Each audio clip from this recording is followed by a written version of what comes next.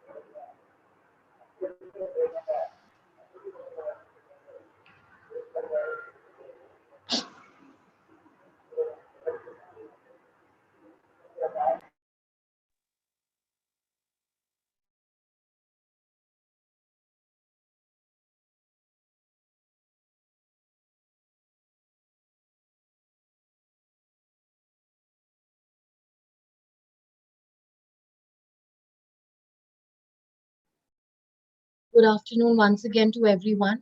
As I said, we are awaiting a few more participants from across the country and even from abroad. So if you could please stay connected with us, we shall begin shortly.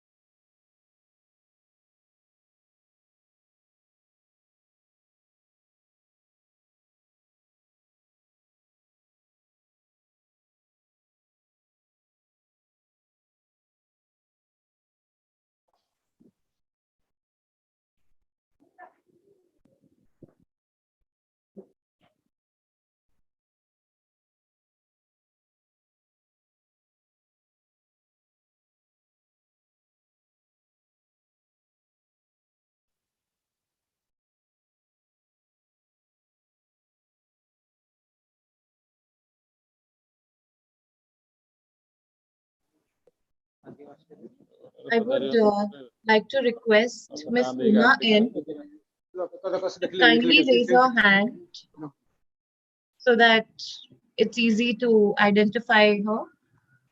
Uma ma'am, are you with us? Yes, yes, yes. Can you able to Thank see? you, Uma. Yes, Uma ma'am, I can see you. However, can you just virtually raise your hand, please, so that we can virtually raise the hand, Okay, ma'am? one second, one second. Let me see. Hand, raising the hand.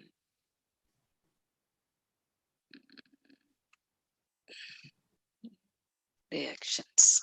Since the list One is second. fluctuating, it's difficult to catch hold. Okay. Um,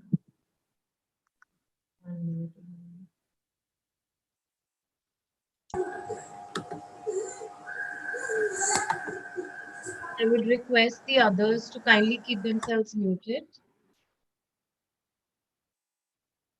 and the others may also lower their hands.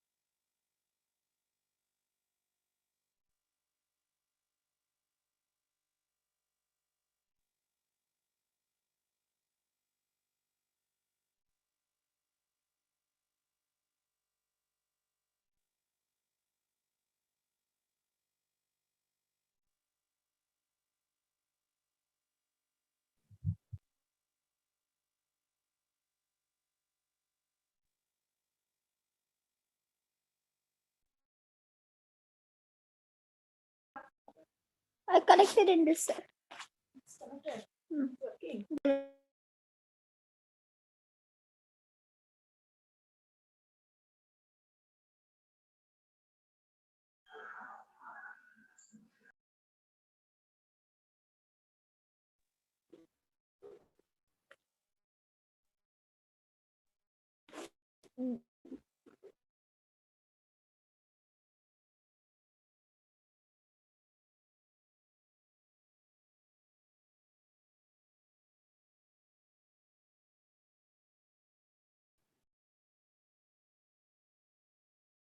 Good evening, everyone, and thank you for joining us for today's webinar, which is on the topic Integration of Art in Mathematics. My name is Khushbu Arya, and I will be your host for this evening. Eduscala is one of the leading providers of educational services and consultation. I request our trustee, Mrs. Lata Mishra, to kindly address the gathering. Over to you, ma'am. Thank you, Khushbu. I hope I'm audible. Yes, ma'am. Okay. Uh, Good afternoon and welcome to one and all. It gives me immense pride to be associated with TD Education and charitable organization. Founded in 2017, the main objective of this trust remains in sharing knowledge and guidance in the areas of education. And it also, also the other objective is to eliminate any hurdles, in achieving any competencies of any kind. It caters to parents, it caters mainly to teachers, parents, and even students.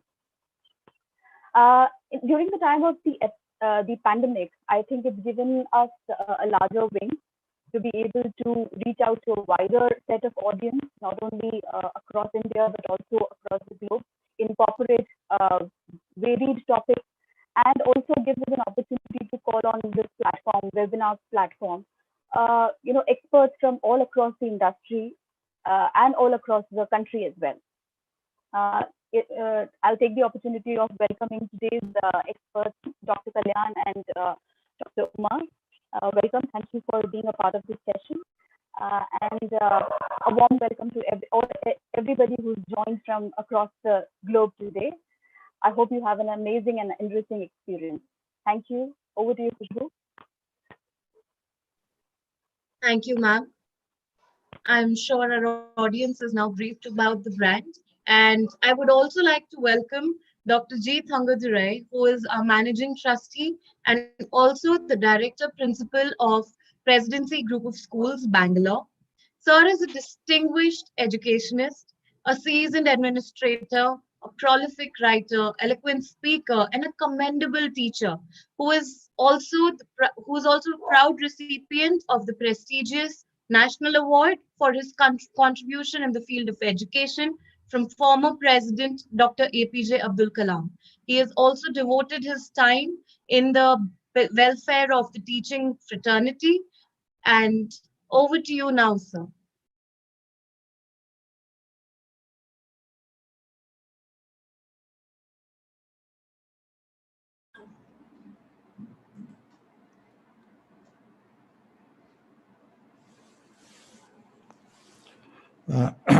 Good afternoon to all. Khushbu, can I just check on a few things? Where are you able to hear my voice without any echo effect? Yes, sir. Sir. Is it quite clear? Very clear, sir.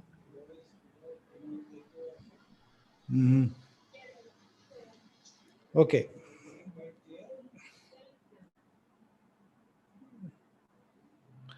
Okay, fine. Thank you. Okay.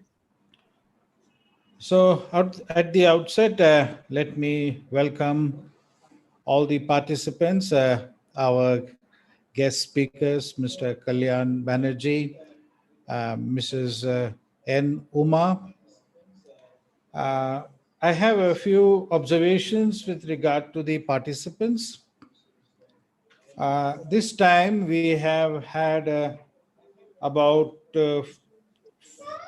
470 registered across the country and from the Middle East. We have participants from Abu Dhabi, Andhra Pradesh, Bihar, Chhattisgarh, Delhi, Dubai, Gujarat, Haryana, Karnataka, Kerala, MP, Oman, Orissa, Rajasthan, Tamil Nadu, Telangana, UP, West Bengal.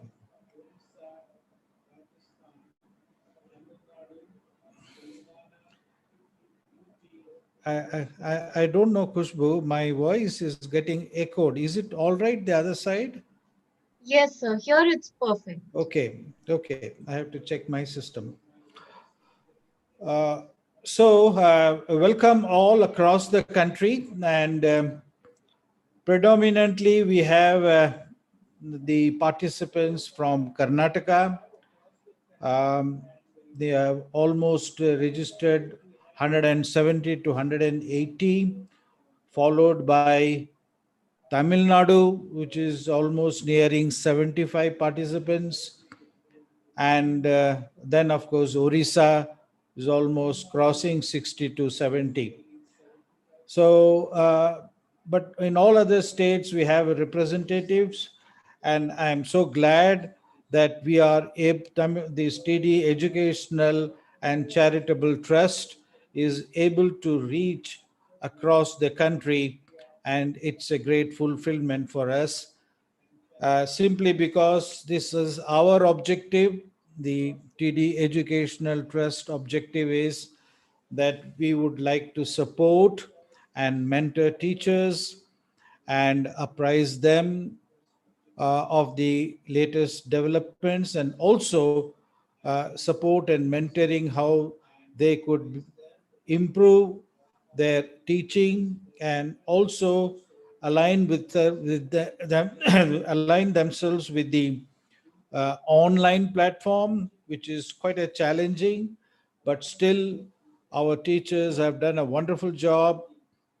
Now, all these webinars, one thing I have observed among our participants is that we have a constant followers. That's a good sign, because once you are with us on a continuous process for all the webinars, we would be in a position to see how we could arrange the topics and rearrange the topics at times, repeat the topics at times, to reinforce and make sure that you are quite comfortable with the kind of concepts, with the kind of thoughts that we are sharing with you. So I should appreciate all those participants who are always with us. And I must thank some of the schools where there are predominant participants from UP and SBD International School.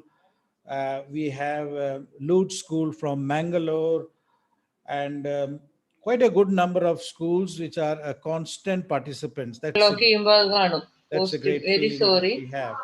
കാണും Uh, അവിടെ വരും അത്. Coming to today's topic,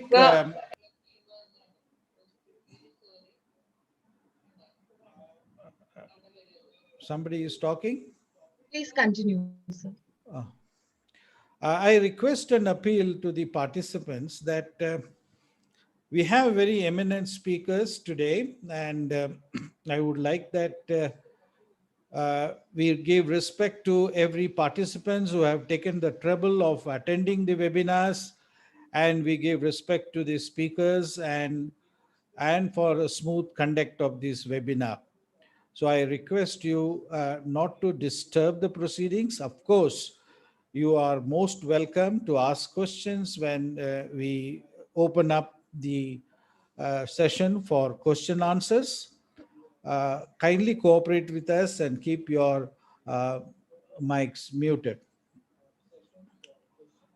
Now, art education or integration of art education in various subjects. This was it is not something new.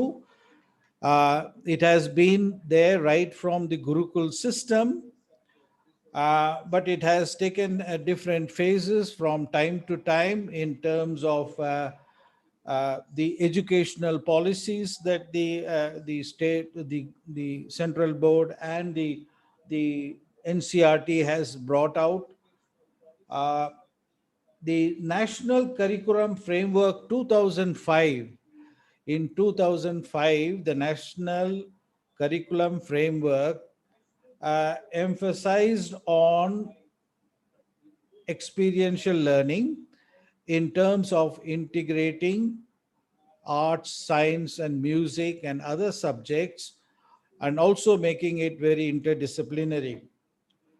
And then, of course, we all know that the National Education Policy 2020 also has emphasized on experiential learning.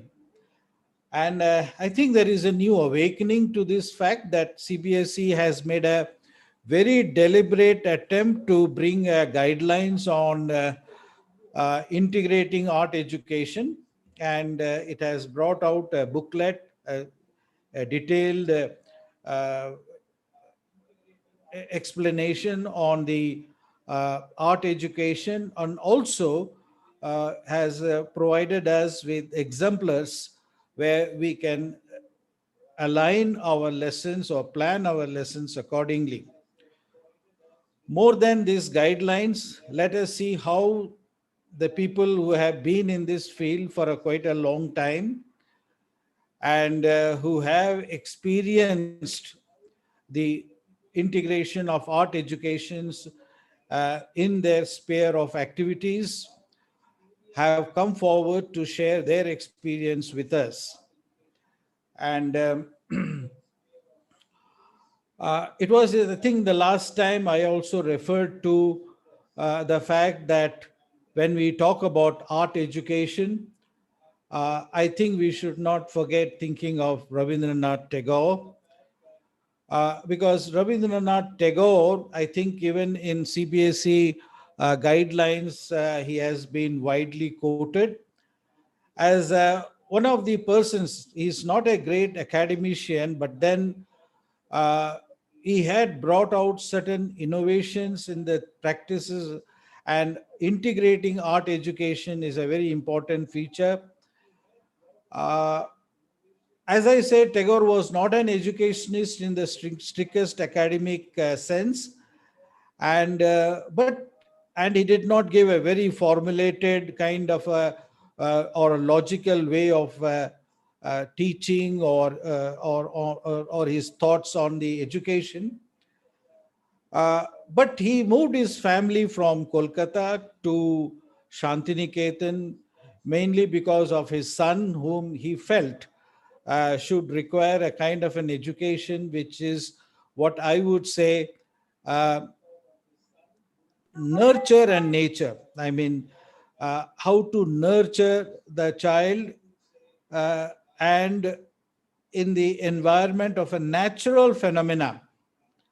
And when we talk about the natural phenomena, we talk about the school environment, we talk about the environment of science, music, that they are also an environment which are very conducive for learning.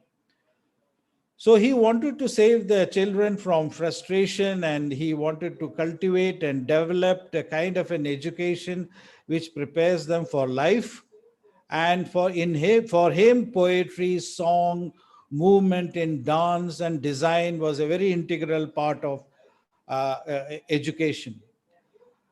Uh, the CBSE in its booklet defines uh, art.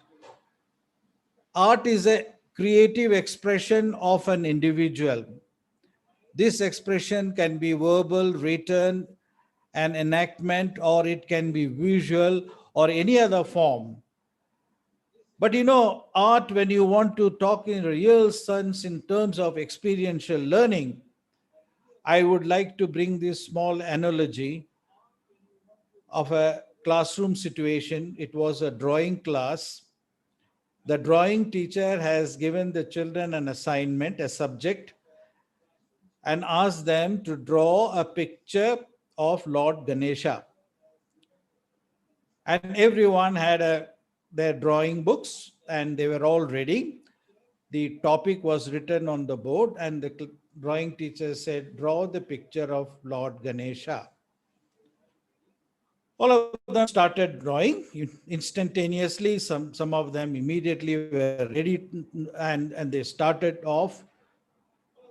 But there was one student who was contemplating. He did not start. He was thinking, or probably pondering, whatever it is. He did not start. So the teacher came around and asked him, why haven't you started? You have an idea of Lord Ganesha, because Lord Ganesha is a kind of a image where every child can draw very easily. And how is that you find it difficult, or why are you not starting?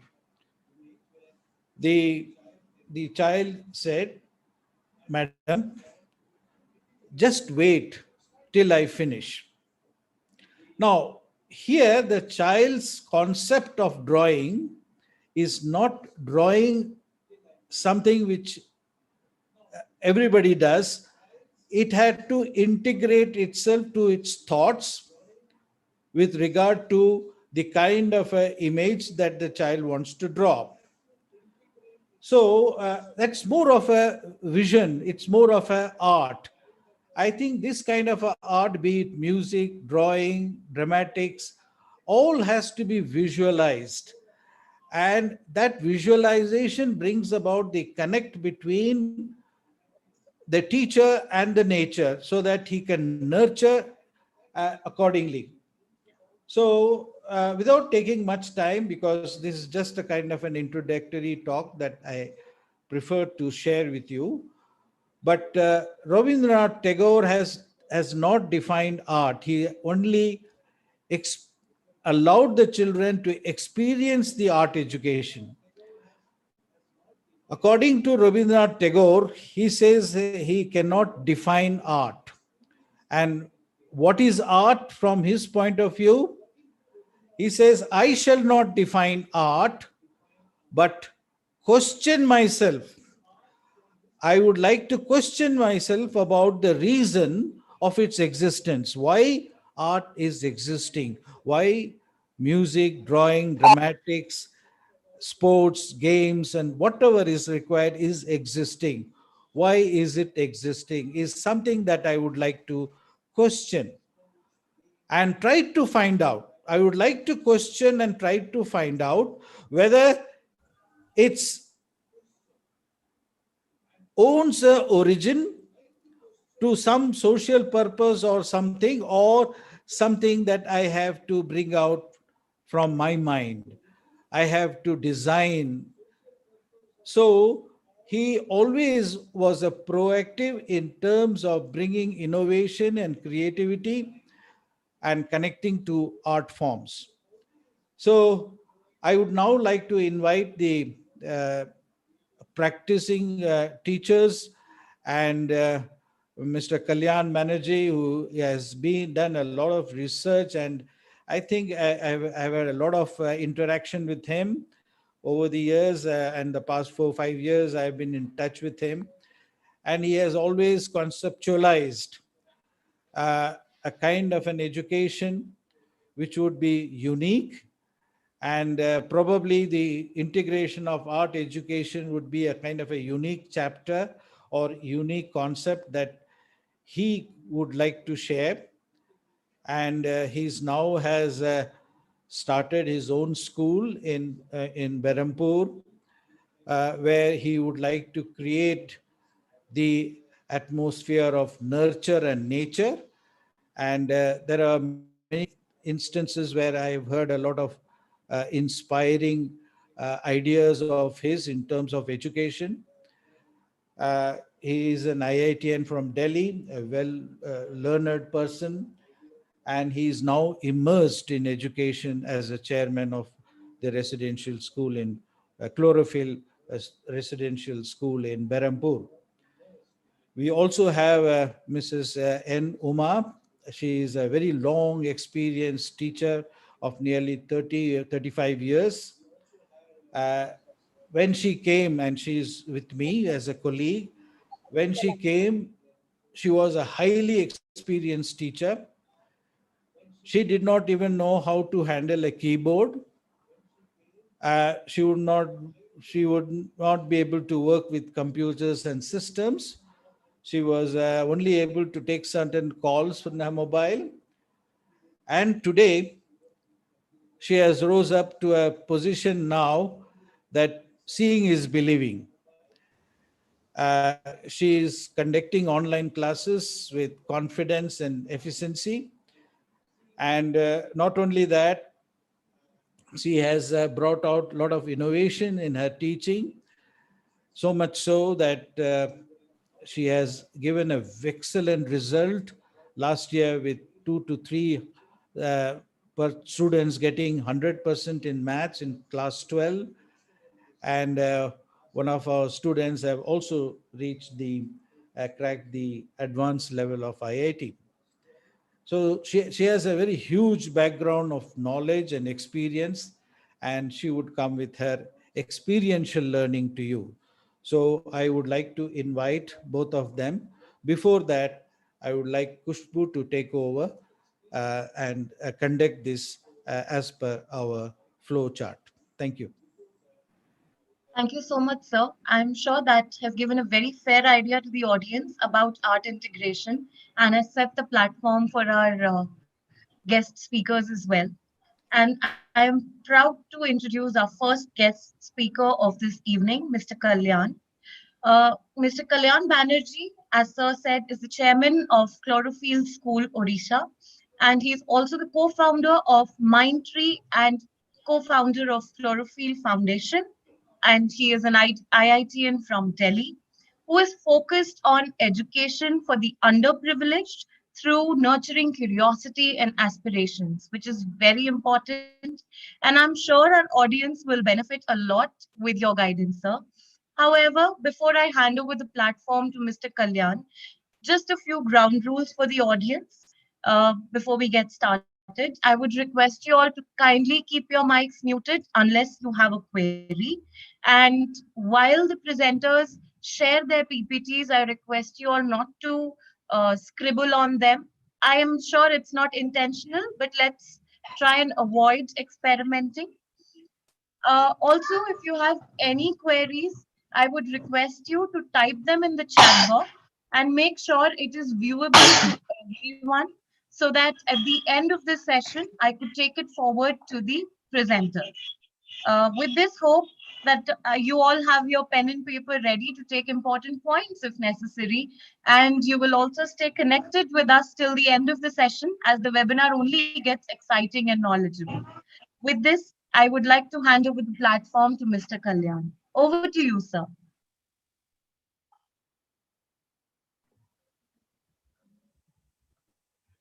Yeah, thank you.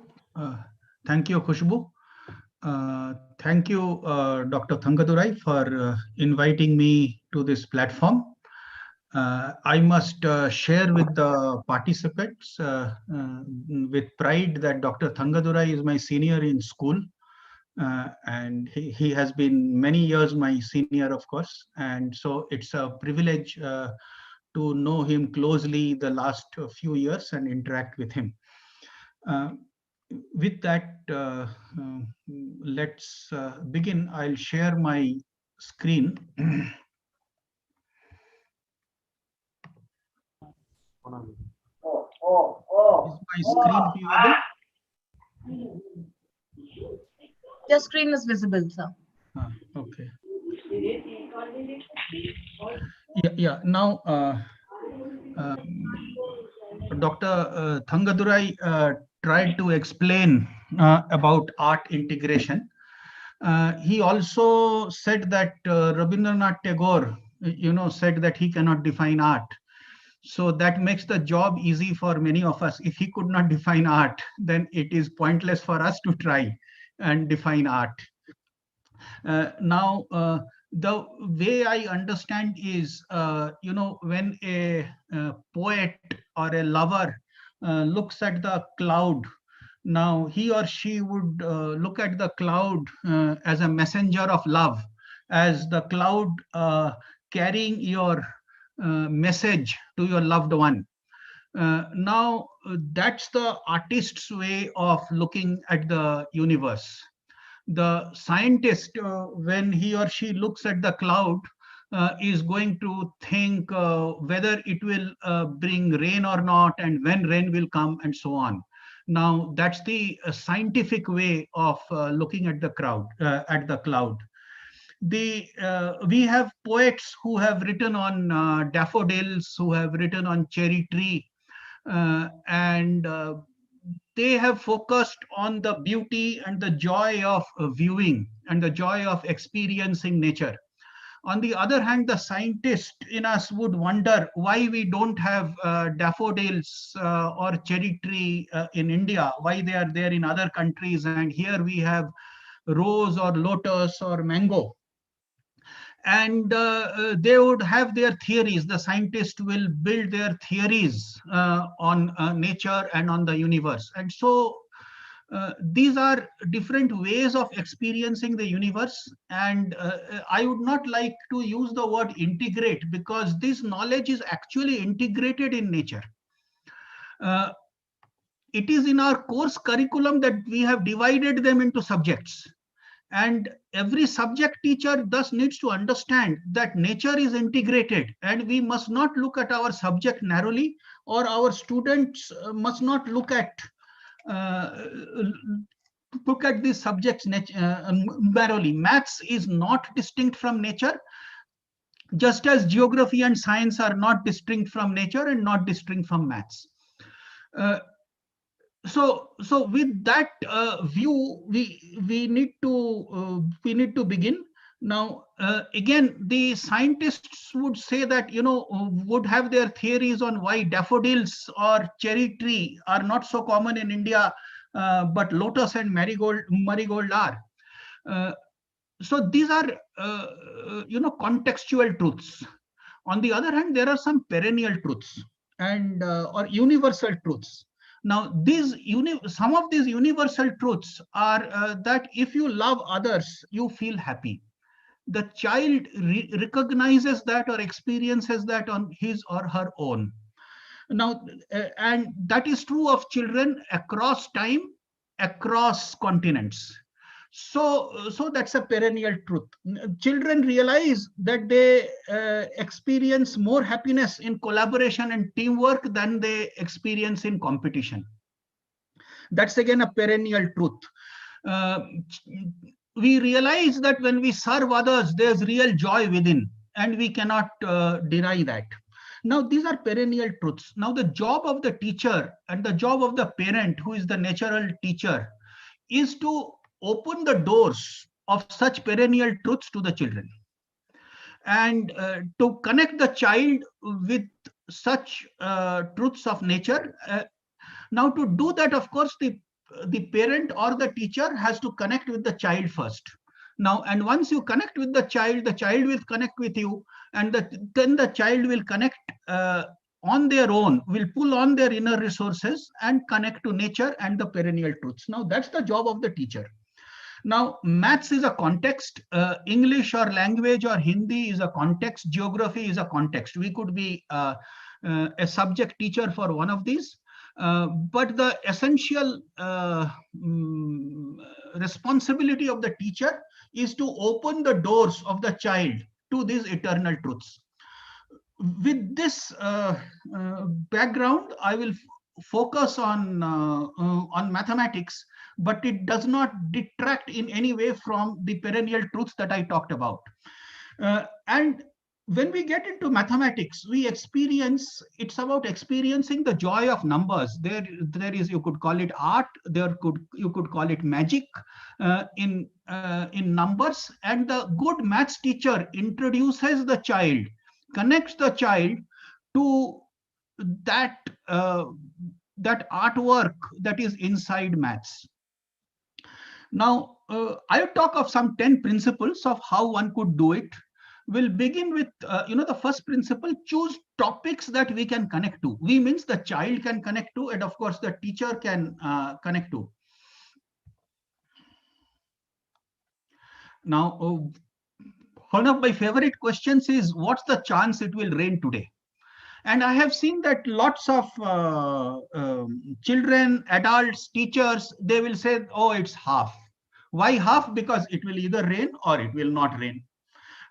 So the chances are 1 in 2. In reality, we know it's not that the probability is half. It's different depending on whether you are in Meghalaya or Rajasthan.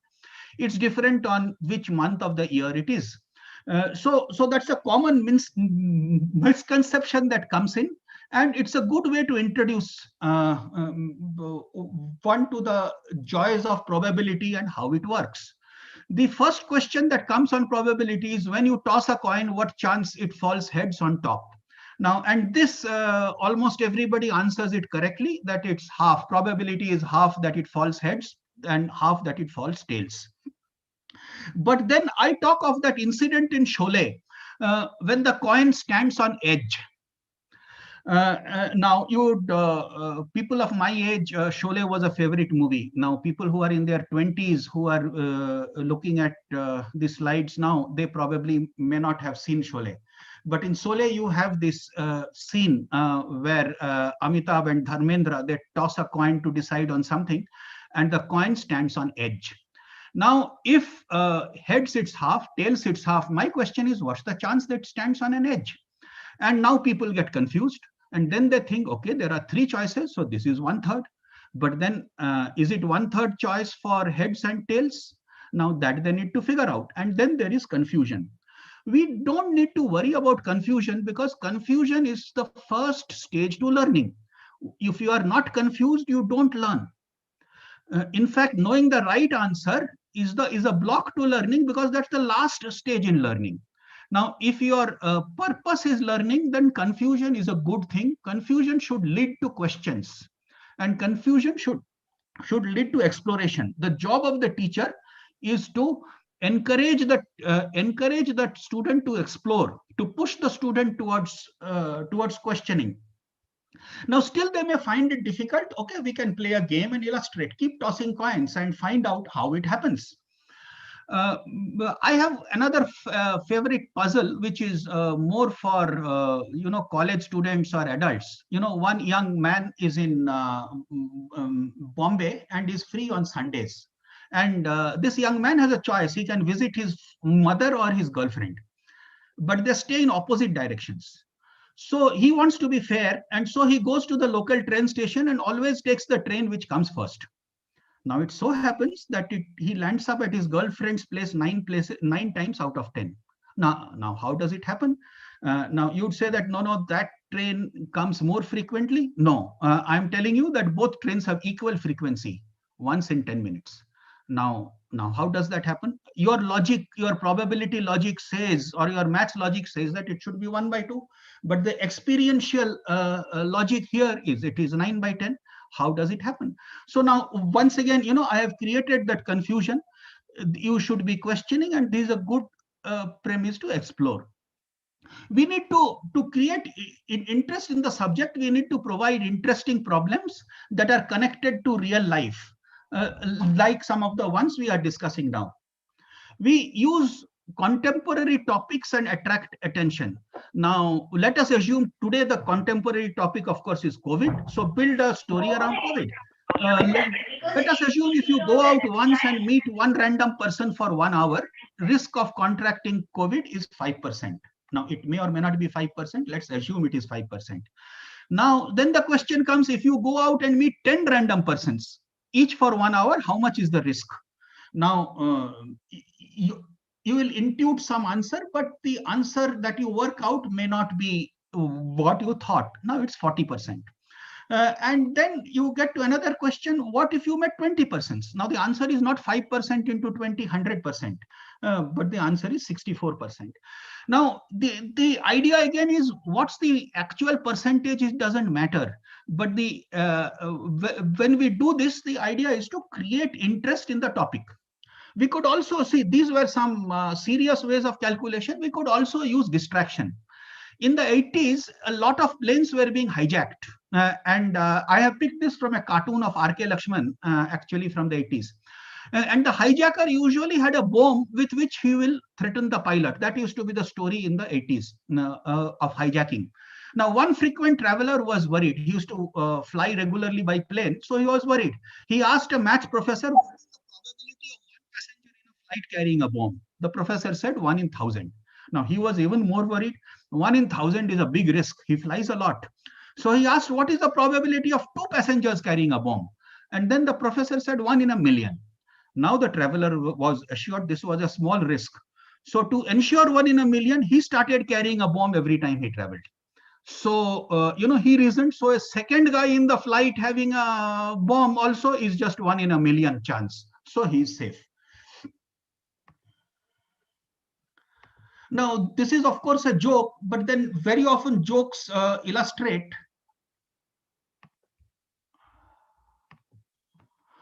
Jokes illustrate what may be a serious talk cannot.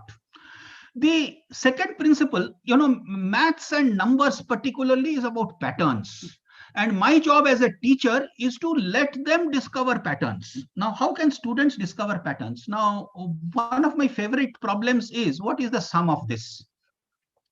Now, don't use a formula. Now, adults and especially those who are good in maths immediately will do the calculation. Now, instead, and you must not use the formula with the child. Can you try rearranging and solve it? And this is one way of rearranging.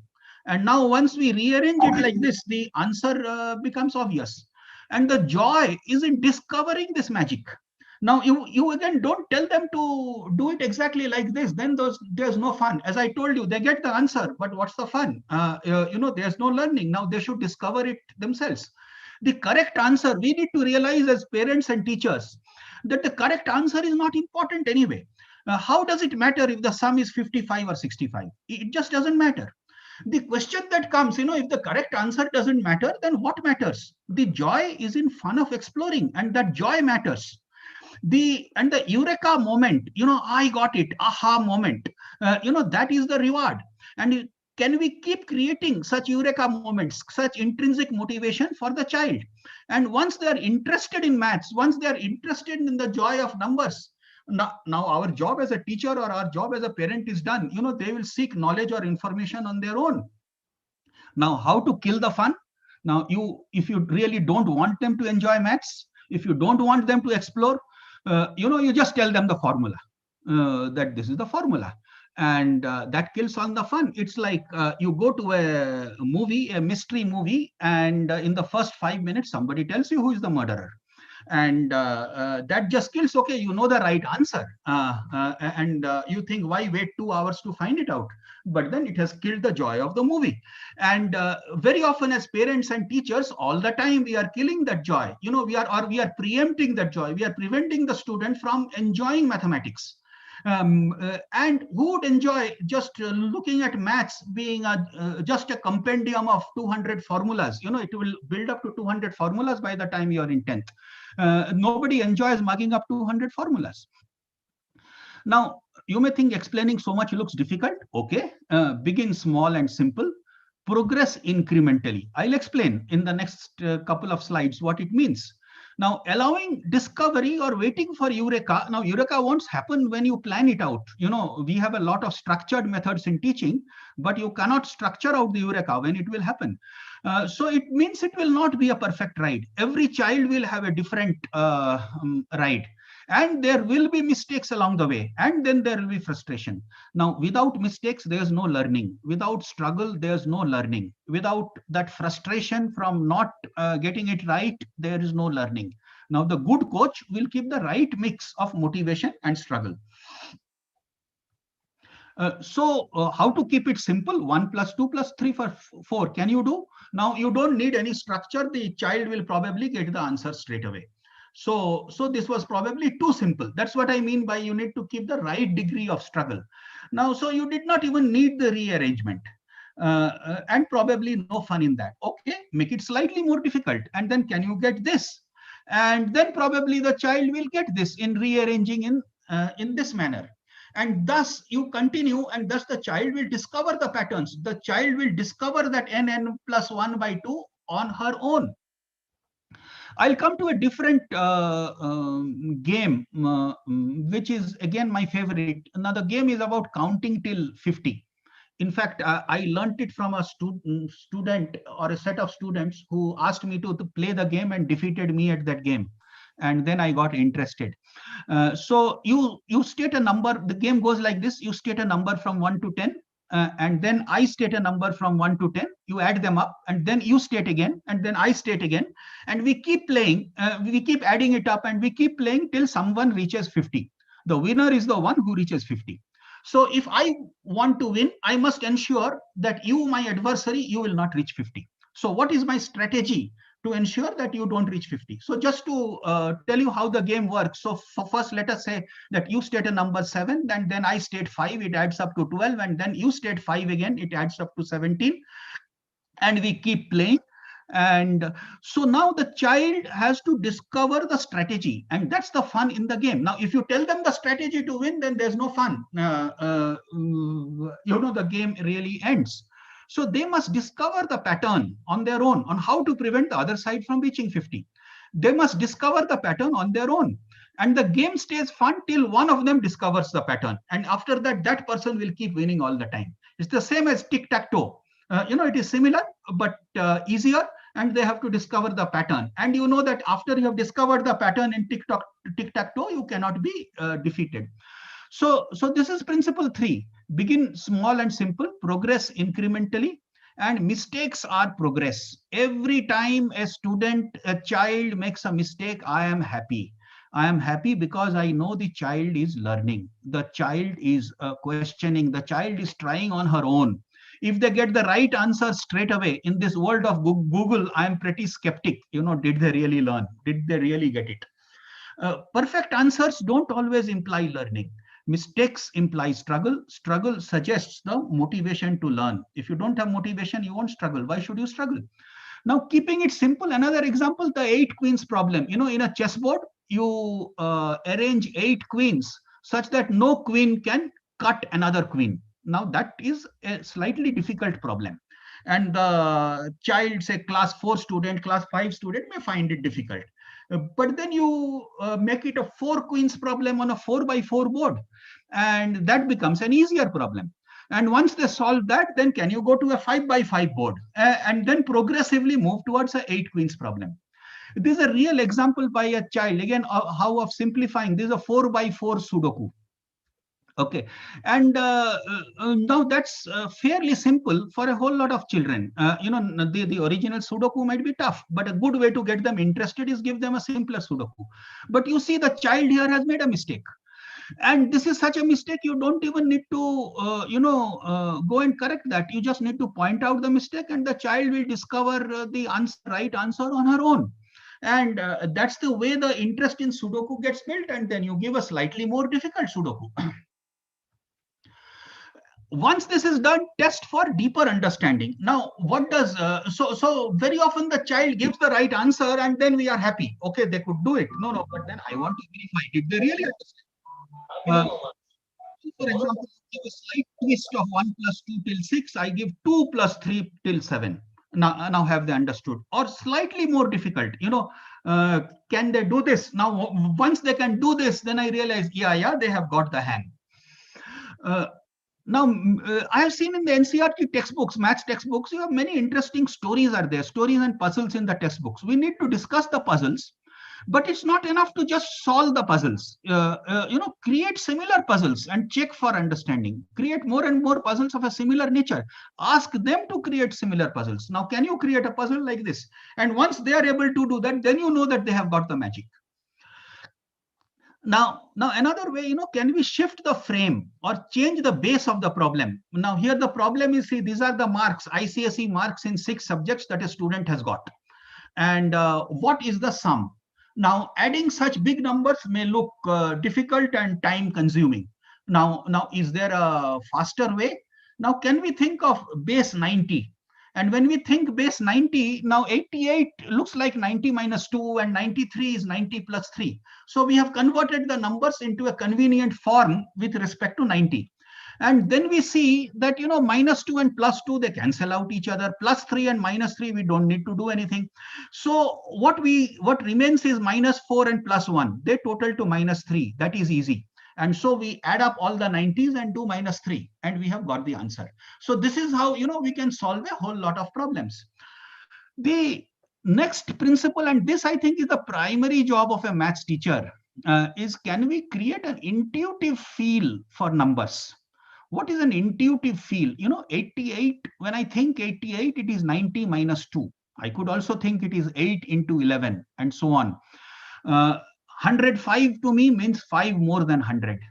60 multiplied by 90 means it must be bigger than 50 multiplied by 90. This is what I mean by intuitive feel. Now this intuitive feel becomes very useful in real life also. You go to a restaurant where the average dish costs 300 rupees. And we will order 4 dishes. There are 4 of us, and we will order probably 4 dishes and rotis. So the bill probably will be around 1600 rupees. When we think like that, without actually having added up the numbers, now then we are having an intuitive feel. How does it help?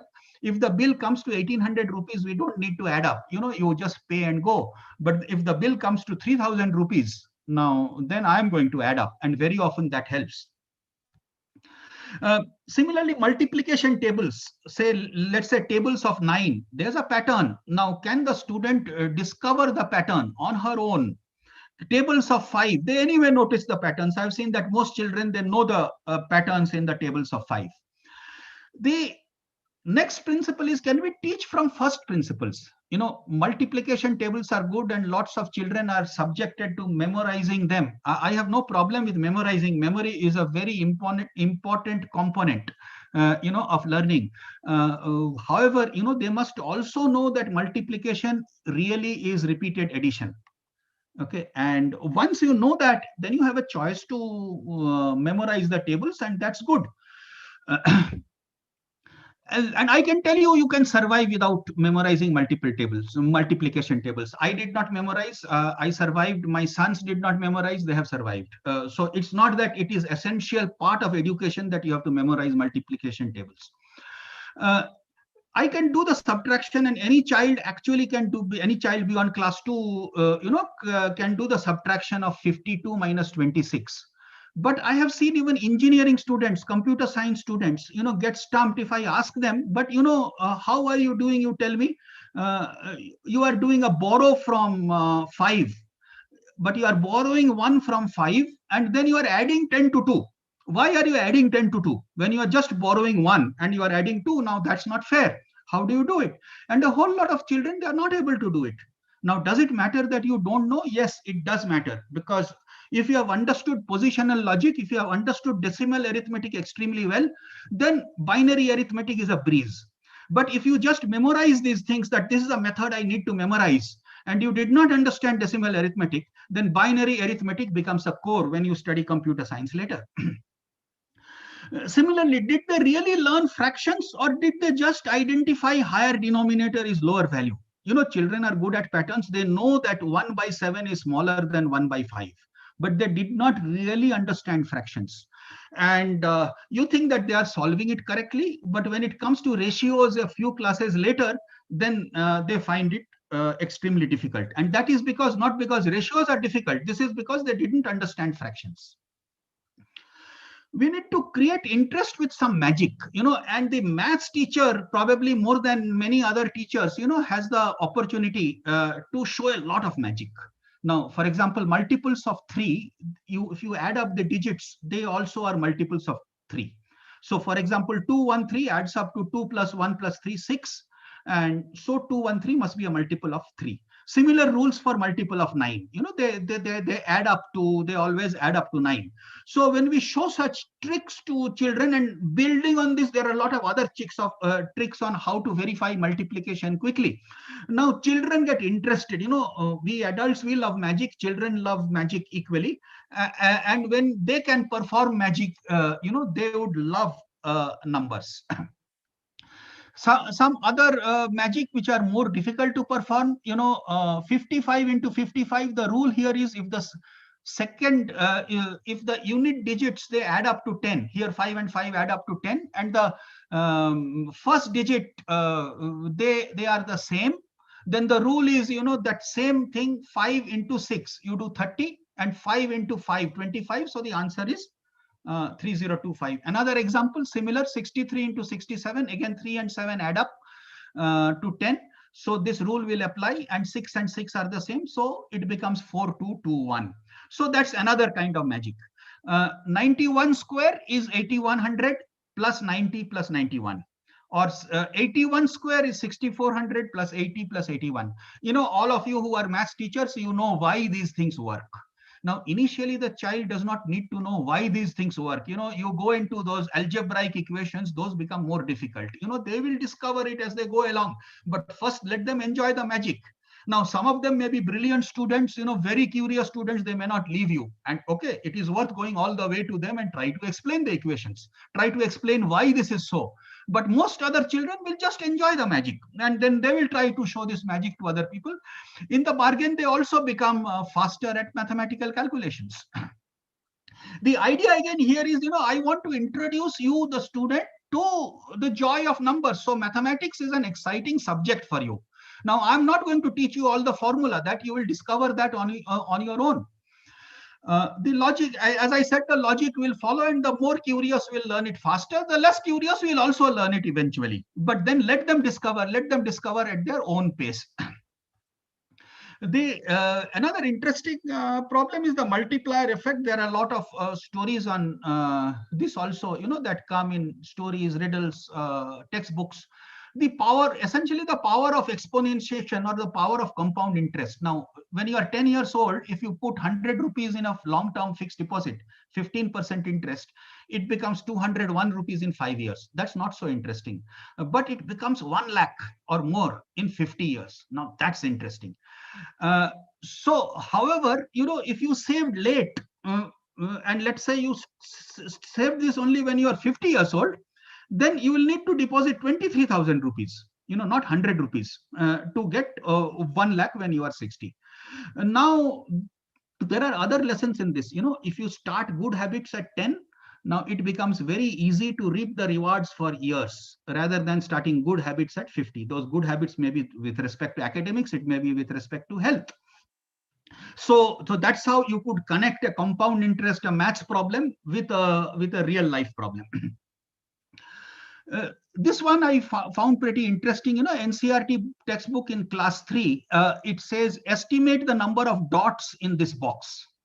And I find the estimation a very, very interesting area, because it teaches about life, it teaches about assumptions we make about nature, and based on how good our estimate is with the eventually correct answer, now we will know how good our assumptions are.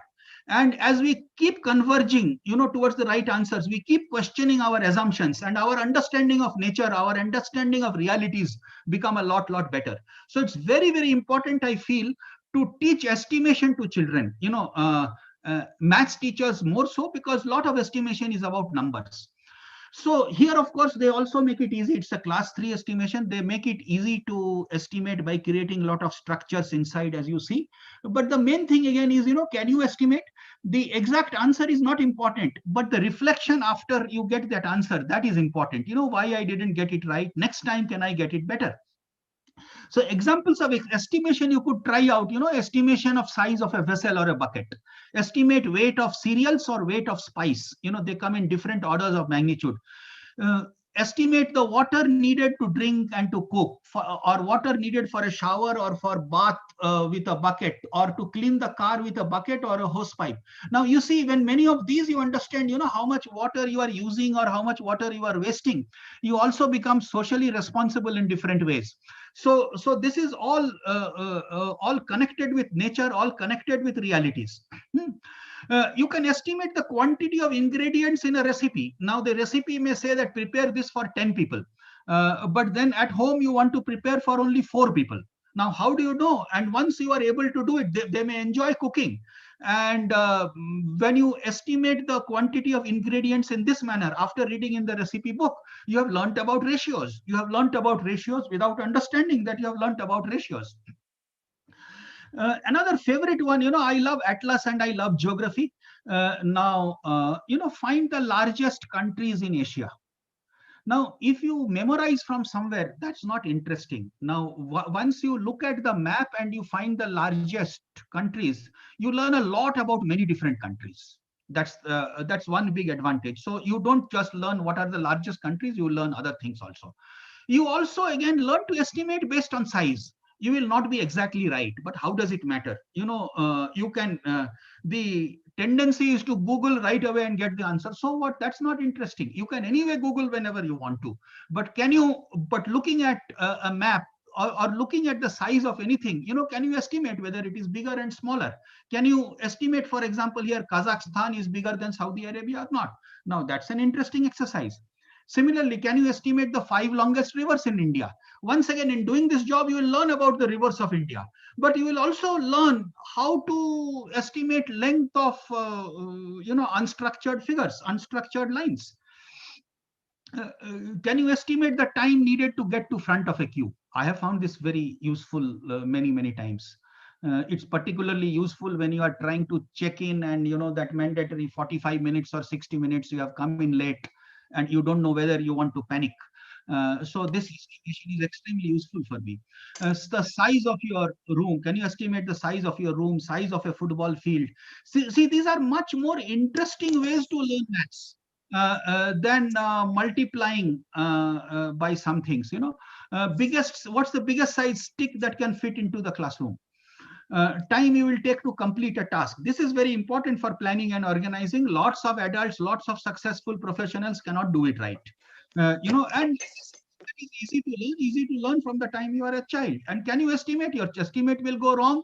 You figure out what the assumptions were and then make the assumptions better and better and better every time. There has to be reflection, of course, after in all this that I'm telling. Yes, you will make mistakes, but then there has to be reflection on why I made the mistake. Estimate who will win the match. Now, this one is Shakuntala Devi. I was fortunate that when I was in class 6, Shakuntala Devi came to our town, and she also gave a performance in our school. And I got extremely interested. You know, anybody, of course, who has seen Shakuntala Devi has been intrigued and inspired, and I was no exception. And one thing that I thought, let me try. Now, you give any date, and she could tell the day immediately. Now, I thought this is a very structured, bounded problem, and I should be able to do it. And then, of course, I explored, and then I could do it, you know, in a couple of months after watching Shakuntala Devi. Not as fast, but I could tell in a few seconds. Now, this is the value of exposure. You know, if I were not exposed to Shakuntala Devi in class 6, I probably would not have thought about that. As teachers, parents, educators, schools, you know, our job is to create exposure for our children, you know, that they get the motive to explore. Adding up 1 to 100 again, you know, in class 5, my maths teacher told a story about how there was a lazy teacher. He wanted to sleep. And so he told the students, you add up 1 to 100. That's where I began my presentation, actually. And then he went and he would go to sleep. But then there was one very smart student who later became one of the famous Greek philosophers. Now, he found a quick way to do it. Now, and when he told this story, now I also thought that let me go and figure out, and in class 5 I had figured out how to do it without learning about arithmetic progression or the formulas for that. So, you know, it's the exposure. That story motivated me to do this. Now, can you tell stories? Now, again, if the formula were given, most children would not be interested. There'll be some very studious people who would be interested. But when you tell stories like this, yes, children do get interested. Magic squares, again, we did it in a similar way. Now, our calendar story with Shakuntala Devi did not end there. You know, I found after that there's an easy way to find square roots. And then I would go around in my class and tell that, see, I can tell you square roots quickly. And then I had one friend who then saw this. He discovered it on his own, how I was doing. And then he started doing cube roots. So he had to go one up, and he did. And said, so this is the power of exploration, the power of, you know, osmosis of interests. Similarly, you know, puzzles and paradoxes, this can keep the joy of learning alive, the curiosity for numbers alive. Now, this one again is from a class 3 textbook. This is the last thing I'm going to talk about. You see, there was a king who loved horses, and the king could count only till 9. Now, as you see here, in each box, there are 3 horses and there are 24 horses. But the king could count only till 9. So he arranged them in this order, you know, 3, 3 in this order. And so every row and column he could count till 9. So he knew that his horses are intact.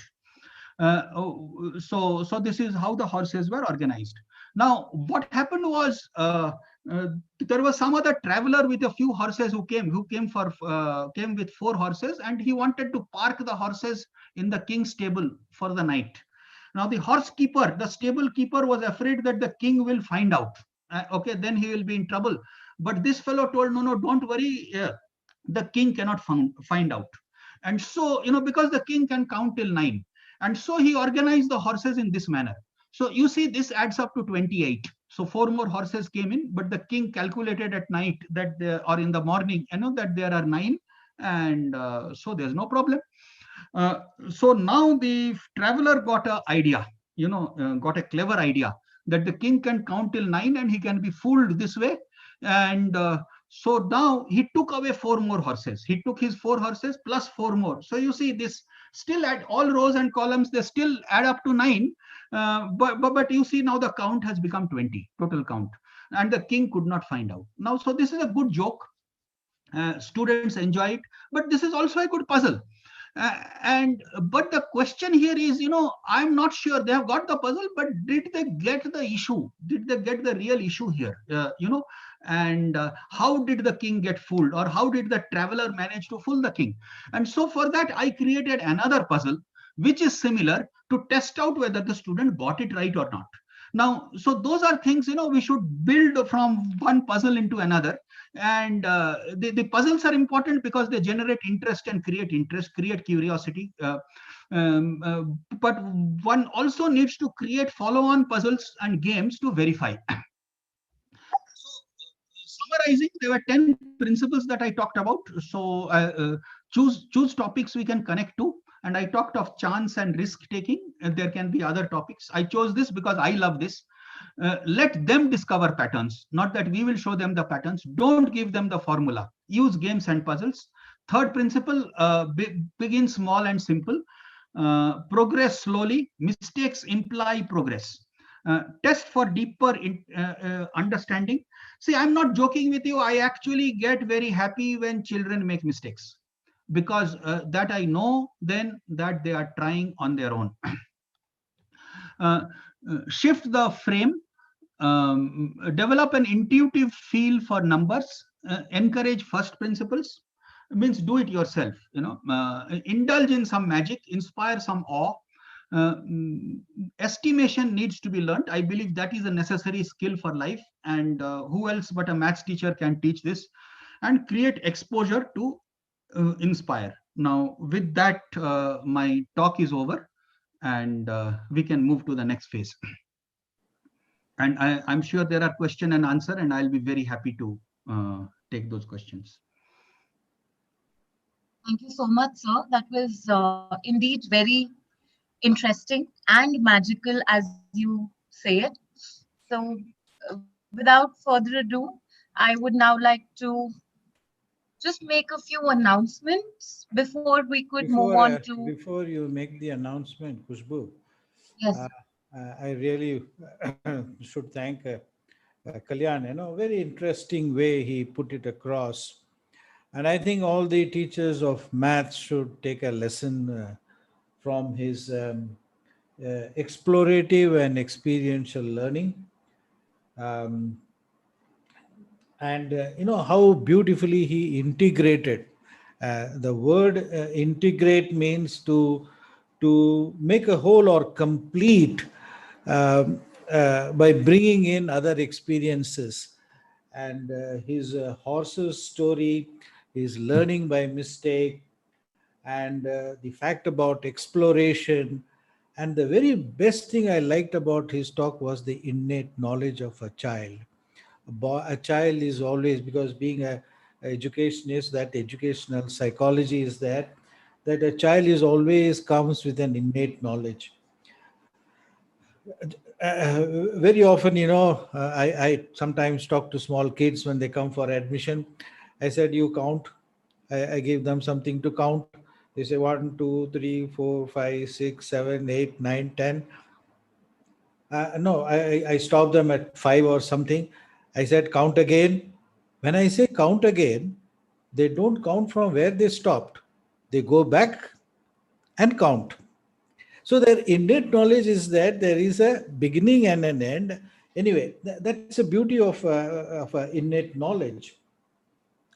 And what Kalyan has brought about with this exemplars, I would say, is how you can bring about the conceptual change. A child always bears a concept, which either by innate or by learning, come to the class with that kind of a concept. For example, any number we multiply, it's always becomes larger. Any multiplication is a larger number. But if you multiply 10 into half, it becomes less. Now that conceptual change has to be brought about in a child. Why does it become half? Similarly, 1, 2, 3, 4 is greater than 1, 2, 3. But if you have 0.1234, that conceptual change has to be brought. Why such a big number and still it is less? The concept is the decimal place value. So These are the things which I have observed, because there are many learnings I do by way of observing classes. That is how we become experienced, by observing classes, and by listening to some of the beautiful exemplary examples that teachers do. Uh, so here is what Mrs. Uma would be coming across to share with us. And the best part of it is, even talking about physics also, people assume that everything, an object always moves in a straight line. Yes, it is true while traveling in a straight line, but a car, when we are traveling, I don't think I think the left and the right doors are not moving in the same direction, especially when it is moving around a circular track. You see, these are experiences by which we go by car, and we can still teach our children who are traveling with us on a circular track. So this is a conceptual change, and I think Kalyan brought about very beautifully, and even he summarized it towards the end, the 10 points. That's like a 10 commandments that he brought about. And I should thank about his how immersed he is and in finding out solution, just like Rabindranath Tagore wanted to find out how well his son could study, and brought nurture and nature together. So thank you, Kalyan. And I think we should open up for the question answer session. Uh, uh, if some are willing to ask now, it is fine. Otherwise, we can have a kind of a panel discussion towards the end, when all three of us can come and take the questions. Maybe I can moderate it, and that would be a very well. In the meantime, they also have a break to think about what Kalyan has said. And I hope um, I have the liberty to call Kalyan Kalyan. He has told me I'm his senior. So, so nice, Kalyan, seeing you after a long time. Thank you. Yeah, thank Yes. you. Thank you. Thank you, sir. I would definitely like to make a few announcements before we move on to Mrs. Uma's presentation. Like Sir said, Mrs. Uma N is going to be talking more of her experience and how they have been integrating art in their schools, and it would give you a hands-on experience basically. But before that, I'm very proud to announce, I would like to share my screen as well. I'm very proud to announce our next webinar, which is going to be conducted on the 28th of November, which is a Saturday, at the same time, 3:30 to 5:30. Uh, the topic for our next webinar is children's mental health and well-being at home during pandemic. Of course, it is addressed mainly towards the parents and also the teachers who are parents or who would want to get certain answers on what should be the mental health of the children. This is the right platform and you should definitely join us. Also, I would request you to convey the message to the parent fraternity of your respective schools or the ones that you know, so that everybody can benefit from our uh, webinars. The second thing that I would like to inform all the participants is, if you have not registered already for this webinar, the forum is still open. I would request you to kindly register yourself, which gives us the basic information to develop your certificate. I am sure you are aware we are awarding certificate of attendance, and it will help us to reach you out and draft your certificate for the same. Now, without any further ado, I would like to hand over the platform to Mrs. Uma, and I'm very proud to inform that Mrs. Uma is a wonderful teacher, and she is the HOD of Mathematics, Residency School, Kasturi Nagar. She is MSc MPhil, and she has also worked as an assistant professor of maths at Sarda College, and she has been the HOD of Jawahar Vidyalaya of in Chennai for 22 years. I am sure her experiential insights are going to be very helpful. And I again request you all to kindly stick with us till the end of the session. After this, we will have the question answer round, as Sir has already mentioned. Over to you, Mama. Thank you, Kushbu. Thank you. I'll share my screen.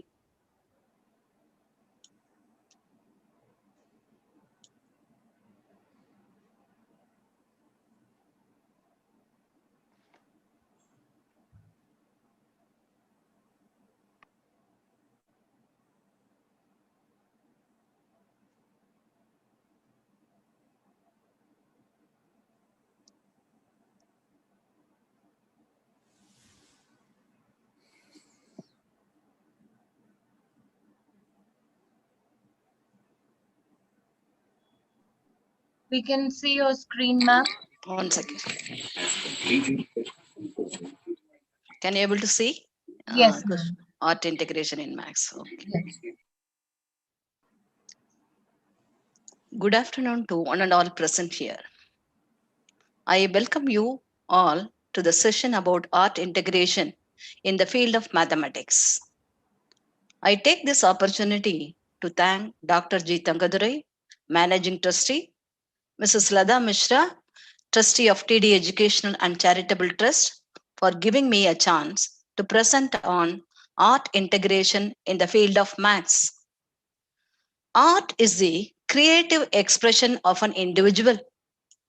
Artistic expression in music, poetry, dance, theatre, and in the creation of forms has been an integral part of humans' growth and development.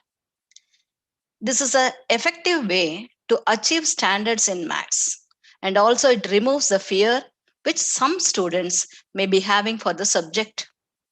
And it includes the students' development in classification, identification, and analytical skills step by step. How we are starting the kindergarten? In the kindergarten, we used to give the crayons or sketches, some of the stationery items to the kids and ask them to scribble on a piece of paper. We bring out the creativity of the students by asking them their ideas of designs they have drawn. From there, we have to develop our lessons actually. And another important thing is we are using the literature skill, literature art in introducing the alphabets or numbers. When for each and every alphabet, if you're telling some story, and we have to take some time in developing the story by with that alphabet means students will never forget the alphabet or numbers. So this is how we have to start our kindergarten. If we are starting that in that way, students will never forget to write the alphabets or numbers. And in my opinion, actually till grade 3, kids will be comfortable with maths. Once they are exposed to multiplication, division, and another important thing is fractions and other topics, when they are coming to this topic, some kids would feel that it is difficult and they start developing the phobia. They will maintain some distance with maths. So, how to avoid that?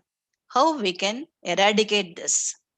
For that, we have to focus on making the children understanding the concepts through videos, fun activities, quizzes, and hands-on maths.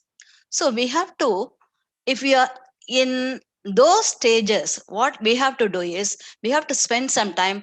We should not look of the portion completion status and all.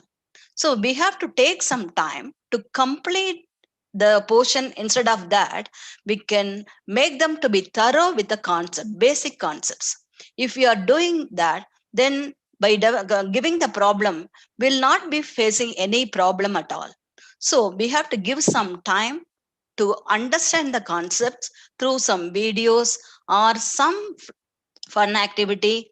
And another thing is, Dr. Kalyan said, we have to make the students to be enjoy in the class by cracking some jokes in the beginning of the class or in between also. Maths class should not be monotonous. It must be an interacting section. So for that, the teacher must be the motivation to the students. So we have to motivate the child and we have to bring out their talent. Next, learning how to learn is a major challenge for children if the academics are based only on theory and rote learning. So while teaching the 2D shapes and 3D shapes, triangle, rectangle, then all those things, for that we have to ask the real life examples. What is the shape of your eyes, nose, then the samosa, then what is your favorite dish, what is the shape in that, we have to ask. When they are answering, from that we have to develop the lesson. And another important thing is, in the beginning we have to give the cutout of this triangle, rectangle, everything, and we have to ask them to make a shape like this. Once if they are making the shape, they will come to know the properties of rectangle, square, everything. Unknowingly they will know, because in the ninth standard we are having the properties of rectangle, square, everything. The students are getting confused with those things. Diagonals are equal in square, or diagonals are equal in parallelogram, so they are thinking all those things. Finally they are getting a confusion.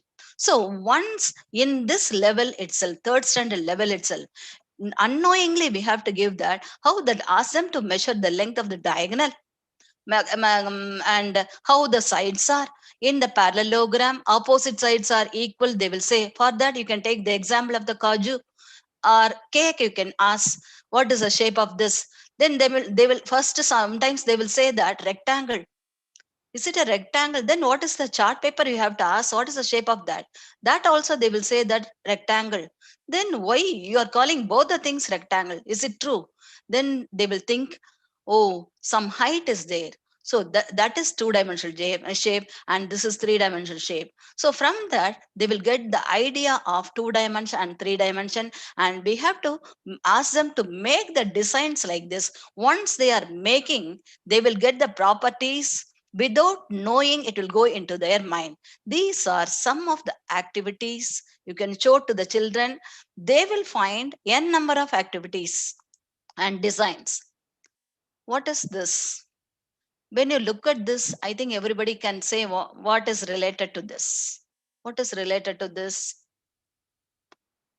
This is nothing but multiplication, right? So when we ask the students to count the number of balls, in the beginning they will count 1 plus 2 plus 3, again 4 plus 5 plus 6, like this. They will count 3 plus 3 plus 3 plus 3. Here the basic thing involved is repeated addition. Repeated addition is nothing but the multiplication. So here we are indirectly we are saying, we are in actually we are in indirectly we are giving the hint to the division also. So from this, actually you can ask the students the same thing. You can use it for the division concepts also. You have 12 balls, you have to put it in 3 bags. Number of balls must be equal. When you are saying that, first they will, in the starting of the division, first they will put one ball in each bag, again second ball, again third ball, again 4 balls. Then finally they will say that in each bag number of balls is equal to 4, they will say. So here we have to insist the multiplication and division facts. We have to insist. 3 fours are 12 and 4 threes are 12. So by the way, they are learning the multiplication facts also. And another thing is, when you look at the when you look at the chart, you will you will see that the first row is 1 table, second row is 2 table, third row is 3 table, like this. You are asking them to, you can ask them to make a chart like this. In this they will use their own creativity and coloring, everything. Their artistic sense will come out very well. After that, you have to take one chart and ask the children. For example, you can take the number 12. What are the factors of the number 12? You have to ask. Then for that, you have to teach in the first row where the number 12 is there, you have to see. So 1 and 12, the number is there. Again, for the second row, it is there in 2 and 12. Again in the third row, it is in 3 and 4. Fourth row, it is 4 and 3. This we as a teachers we know, but why I am telling this means 6 twos are 12, then 12 ones are 12. See, if you are giving 3 or more problems, immediately the students will get bored, and what they will say means, ma'am, why we are saying 3 fours are 12? Again, we are writing 4 threes are only now, ma'am. Why we have to extend that 4 threes are, then 6 twos are? Can we stop here itself?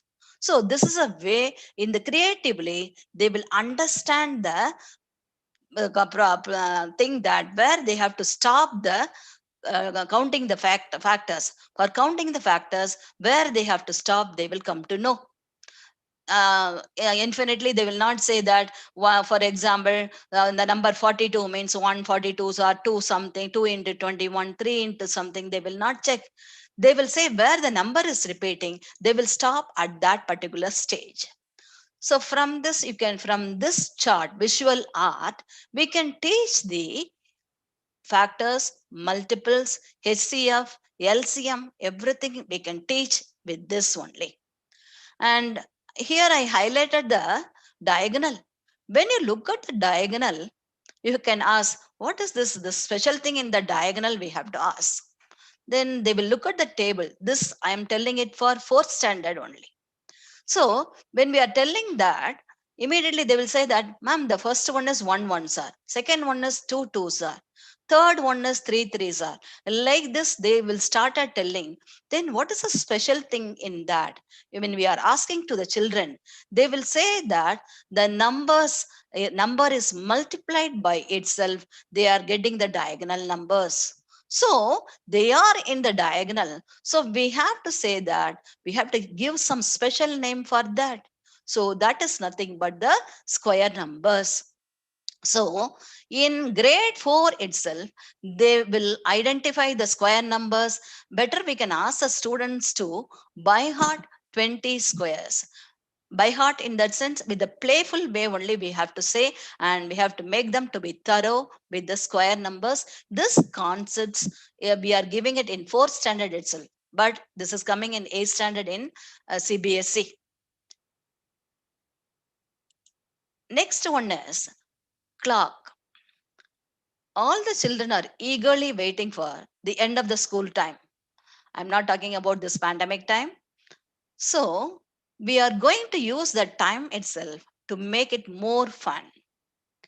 Children learn to read and write time better after making the clock on their own.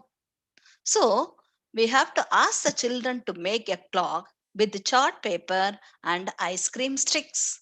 So we have to give the sample activity in this, and we can give the instruction that for hour hand and minute hand, you can give the different colors, red with the blue, blue and red, or green and something. We can say then fasten them to the center clock so that they can freely rotate around, and ask students about what numbers correspond to their placement of the hands on the clock, and have them count by fives all the way up to 60.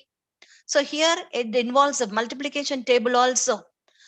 And this is in 4th standard. When they are coming to the 6th standard, the same clock we can, because after introducing the angles, how, what is a total complete angle, right angle, then obtuse angle, acute angle. After introducing those things, if you are taking the same clock, and you can ask what is the angle subtended by these two hour and minute hand at 4 o'clock. So indirectly we are giving the solution to the 10th standard problem.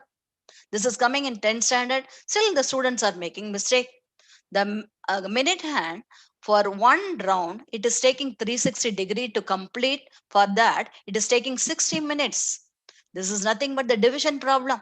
This is not the 10th standard problem. So if we are giving these concepts in 4th, 6th, whereas but they will not find it very difficult in the grade 10. So this is how we have to teach that concept. Next comes to the fractions.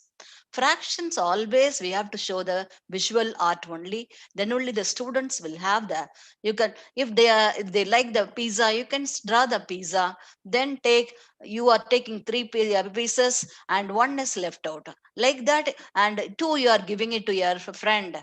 Then immediately they will say, "Oh, ma'am, two I have to give. I can give one piece like this." So whatever they are liking, you have to draw that picture visually. If you are drawing that, it will go into their mind. And when why I have drawn this means, here this is a fraction connected to 3 by 4, and this is a fraction connected to 2 by 4. When you are taking it out, we are getting 1 by 4. So, and here is also 5 by 6 minus 3 by 6. They will say the answer is 2 by 6. Why I am insisting this means, this is a problem. This in this concept in grade 10 also they are making the mistake. They are subtracting the denominator. So we have to give a strong alert that is accident prone area. We have to say that this is a place the students are making mistake. So when we are adding or subtracting the like fractions, we should not touch the denominator. We should concentrate the numerator. Likewise, we have to give the instruction to them. So that is a way they are learning it better. This is another example of the fraction or subtraction. Next comes to the equivalent fraction. In the equivalent fraction is helpful in finding the HCF LCM. For that, we have to take one rectangular or square. We can take, color it, divide it into two equal parts. One is colored with blue and the other one is colored with red. Here we are using the visual art. So before drawing this line, we have to ask the students, what is the fraction of the red part? They will say that immediately 1 by 2. Okay, I'm just dividing again. Then count what is the fraction of the red part. They will say 1, 2, 2 divided by 4. Earlier you said 1 by 2. Now you are saying 2 by 4. Is the fraction is changing? Is the portion area is changing? We have to ask. They will say that no. That means 1 by 2 and 2 by 4 are representing the same fraction, equivalent fraction. By giving the activity like this, we can make them to be thorough in this concept. This is visually how they are using primary colors and patterns, relationship of fractions with each other. So this is how they are mm, uh, getting the concept thoroughly. And another few 2, 3 examples I have shown here. Here with the fractions, they are making the model. See, the teacher's job is we have to motivate the children. That is the only thing we have to do. All the talents are inside with them. So our job is motivate and just give the encouragement. Then they will start doing that. So here I'm showing some of the examples. You just show this is some kind of examples to the children. They will bring their own creativity and they will come n number of examples. Next comes to the integers. Another important thing in grade 6 is integers. In the integers, here how to introduce the integer is very, very important. So because it involves a negative numbers. Negative, when they are using the word negative, they will be getting demotivated. So we have to say that nothing wrong in that. See, 10 here I'm taking the sea level as a standard one. When you are going up 10,000 feet up means it is plus 10,000. We are going down with the 2,000 feet means we are against this. So we are going in the opposite direction. We are going opposite direction. So that is minus 2,000 feet. So this is how we have to introduce the concept. Next one is a small video.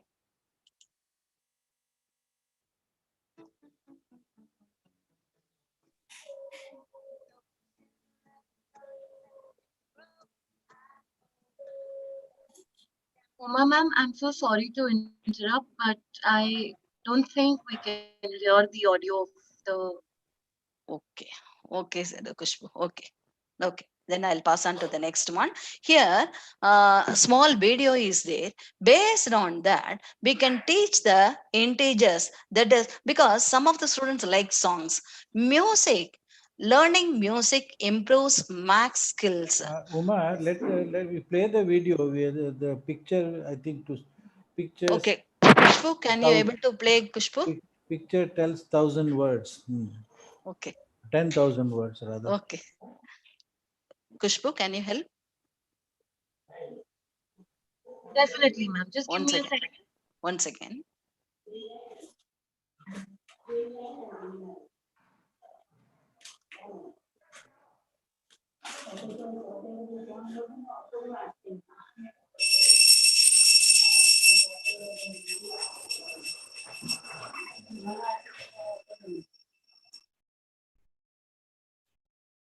I'm just trying to share 1 minute, ma'am. -10 feet. Ma'am, yours is audio.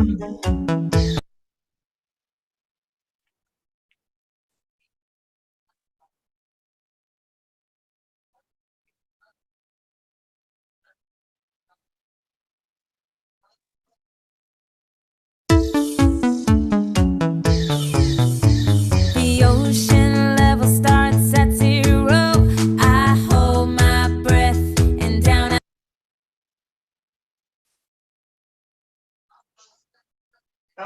go.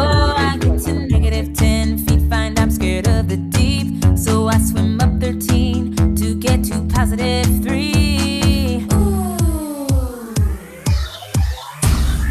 We will always remember.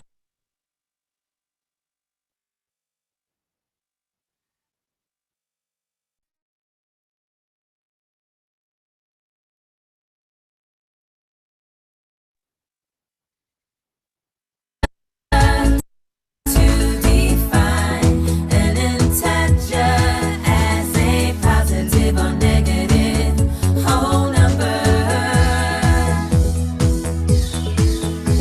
I tried to buy a ticket to skydive. It cost $15, but I only had 5. I used the 5 I have and borrowed 10 from a friend. And now in dollars I've got -10. We will always remember to define an integer as a positive or negative whole number. Yeah, yeah. It is so, so cold. It is 5 below. I need a warm coat when it's less than 0. But now the temperature has gone up 8 degrees. So it's +3. Still a deep freeze.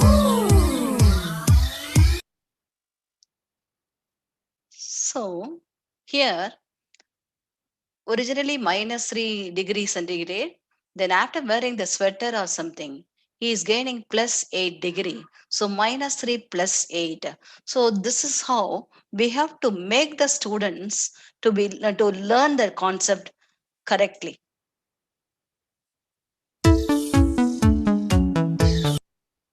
Another thing is mandala. In mandala means it is a circle. This is a Sanskrit word where Max and Himalayan art intersect. And this is a geometrical design used in Hinduism and Buddhism to help meditation. And it is like a religious pattern of the universe. See, first we must ask the students to look at the design, visual art, and they are performing, they have to do the activities how they, with or without knowing, they will apply the symmetry in this. So the architecture art we are using here. So in this, while drawing this kind of figure, they will come to know the properties of the circle. That is, equal chords are equidistant from the center. From the center, when you ask them to measure, they will say that the lengths are equal. If you take two equal chords, immediately they will be and the equal distance from the center. These concepts, we are giving it in grade 6, whereas this is coming in 9th standard only for us, the NCRT. So we have to give the properties of circles by asking them to draw the circle with the design. So they are learning the symmetry as well as the pattern they are using here. This is the activity we have to give. When you are giving the activity, they will come to know the polygons property, symmetry property, and color scheme in the design of their mandalas. So they will understand the creative design and coloring concepts.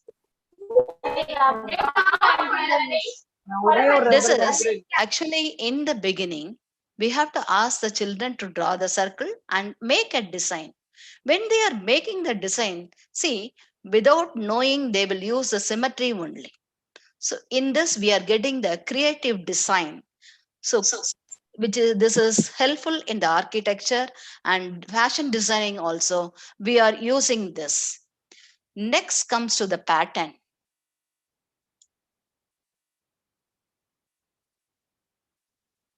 Pattern is a fundamental concept on both maths and art. This is a pine tree artistic view. When you look at this, one ones are so they will admire the beauty of the numbering. 11 elevens are 111 into 111. They will be getting the beauty of the arrangement patterns. They are getting it. And another important thing is we can teach the terms from the beginning and end. As Sir Kalyan sir said, here we can give the arithmetic progression, sum up to n terms. In that, actually we are using the first term and the last term addition only there. So here is also, we can ask the students to look at the thing. They will say n number of things.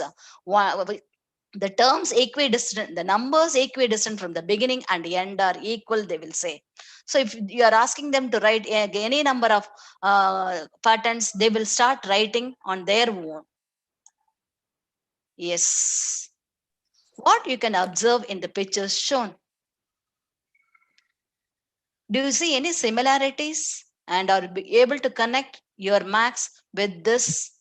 Is it a difficult design? Here we are using the painting art. Painting art, okay. Then what is the connection in max? What connections are there in the max?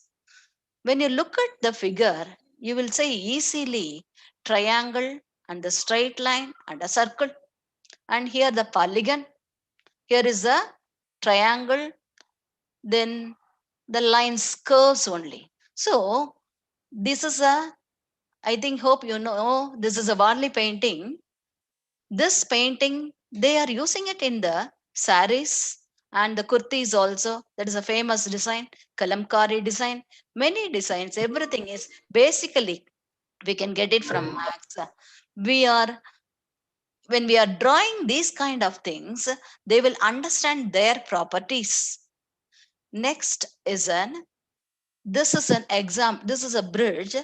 We can ask them to make a bridge with the stars, threads, then wood stick, wooden pieces. If you are asking them to make a bridge, they will make with the fact that congruent triangles.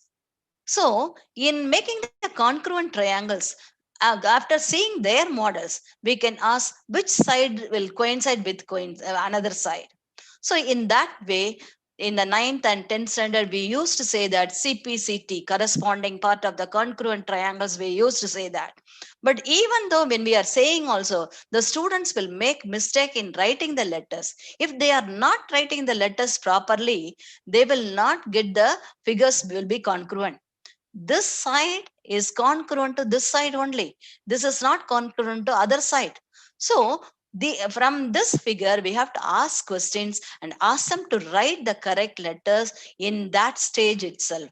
This is how we have to make them to be thorough with the writing the concepts. And this is origami art. This, we are using the craft here and mathematical shapes. But while making these kind of art, they'll be getting the properties. And see the hexagon. When you see the hexagon, they will, how they will make means with the 6 equilateral triangles they will make. So they will be getting the area of the hexagon, how they are getting, everything will be clear. Next, another important thing is coordinate geometry. Coordinate geometry in grade 8 it is introducing, but that stage it is a point plotting only.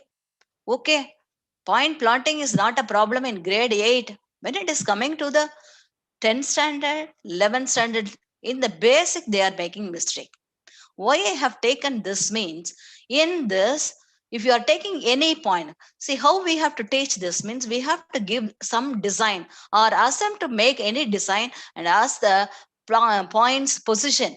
What is a eye position, what is a nose position, what is a leg position, like that. If you started asking them, then they will get a idea about the plotting the points. And another important thing in grade 11 and 12 is distance of the point from the x-axis, distance of this point from the x-axis, distance of the point from the y-axis, because they are visually they are seeing.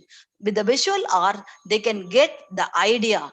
And another important thing is in the x-axis. In the x-axis, you can ask them to write the coordinates 1, 0, 2, 0, 3, 0, like that. So what is the similarity in this? We have to ask. Then they will say that all the y coordinates are 0.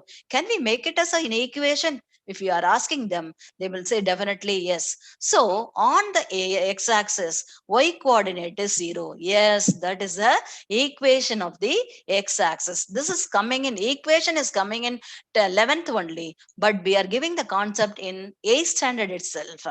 This is how we have to make them to be thorough.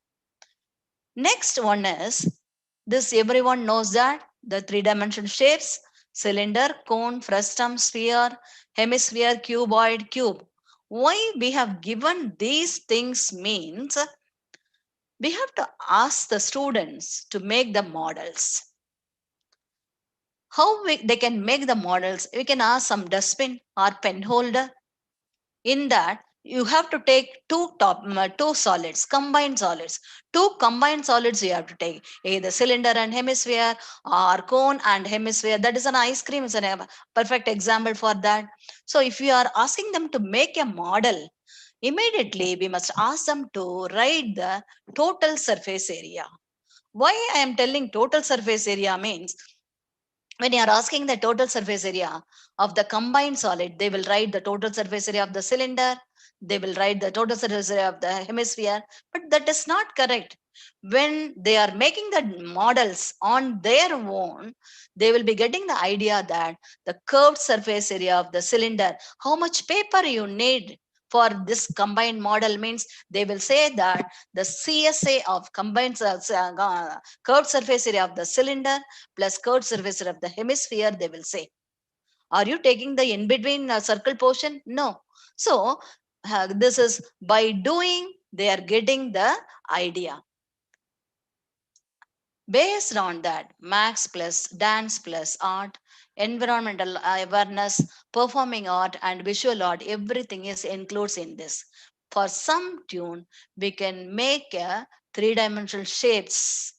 In the three-dimensional shapes, we can say in the music itself, we can say that the properties of what are the shapes they are using, they are showing at the particular time. If you are telling that, they will get an idea in a better way. Another thing the students will make mistake is alternate interior, alternate exterior, corresponding. This will hold good only in the parallel lines, not in any other things. So first, and the students are making mistake in the alternate interior and alternate exterior angle. So you have to show them visually. The four persons are inside. In that, the alternate persons are what? These two are alternate persons. These two are alternate persons. Same way, alternate exterior and the corresponding angles. They have to get an idea by visualizing this. This, what is this activity? When you look at this, what shape is there? This is a spiral. But okay, this is a spiral. What maths involved in this? This is a Pythagorean spiral activity. When you look at this, we have a right triangle is there, base 1, height 1, then the hypotenuse will be root 2. Again, you can take the 1 centimeter, you will be getting root 2 square plus 1 square is root 3 square. This is a construction of irrational numbers. Irrational numbers, root 2, root 3, root 4, root 5, everything. They will be getting a beautiful design. Generally, the students will not like the irrational numbers. If you are making them by through some activity, if you are giving that, they will start liking that. In my understanding, I'm telling. This is a model used by our students with the spiral activity. They did these kind of models. If you are showing to your children, they will be getting some idea and they will start making. Sometimes instead of making root 1, root 2, root 3, they will skip and do. They will be getting another pattern. Next thing is this is the tiles. Nowadays the tiles are olden times. The tiles were like this only. Nowadays new kind of new designs have come. See in this, in the new design, when you look at this, we have a hexagon is there. Hexagon, in that we have 6 equilateral triangle. All the 6 equilateral triangle, when you look at this is congruent only. All the 6 equilateral triangles are congruent. So we can talk about the area. What is the area of the equilateral triangle, which is root 3 by 4 a square. So what must be the equilateral, the area of the hexagon? It is 6 times equilateral triangle like this. Next one is, we must ask the students to draw a model like this. Please draw this kind of figure. Immediately they will say that it's very difficult, ma'am. It is not possible for us to draw the figure like this. But this, when you look at this, it is looking complicated. But this is very simple. See here, actually we are drawing a circle, and with each and every point, we are getting a circle, we are getting a design. This visual and performing art, we are using it here. Here I showed one of the example here in the square. How to draw these kind of designs means you have to take a square or rectangle or triangle, whatever figure you want. You have to take that, and in that you are making equal number of partitions, bifurcations you have to make. And how we are drawing is the first point with the first dot, then second point with the second dot, third point with a third dot. Like this we are drawing these things, then we are getting a shape like this. When you look at the previous one and this one are same, but in the previous one they have erased some of the lines. This is how we can make a design using maths. So this brings us to the end of the presentation on art integration. I hope I had presented certain ideas which we can bring it to implementation in our day-to-day life, day-to-day classroom activities. Thanks everyone for being a great audience. Wish you all a good day ahead. Thank you. Thank you, sir. Thank you. Thank you, Uma. Thank you, sir. Your integers and integration with various patterns and symmetry, the way Mr. Kalyan also had brought out. It's a very interesting, and I hope there would be a lot of takeaway for teachers of mathematics. I think integers and integration of education. Integers, finding out or finding of an integrals and completing the process, and integrating as you have brought in art, architecture, design. And I also found that how we could take the children from the base, that is the conceptual knowledge, then procedural knowledge, that is operational point of view.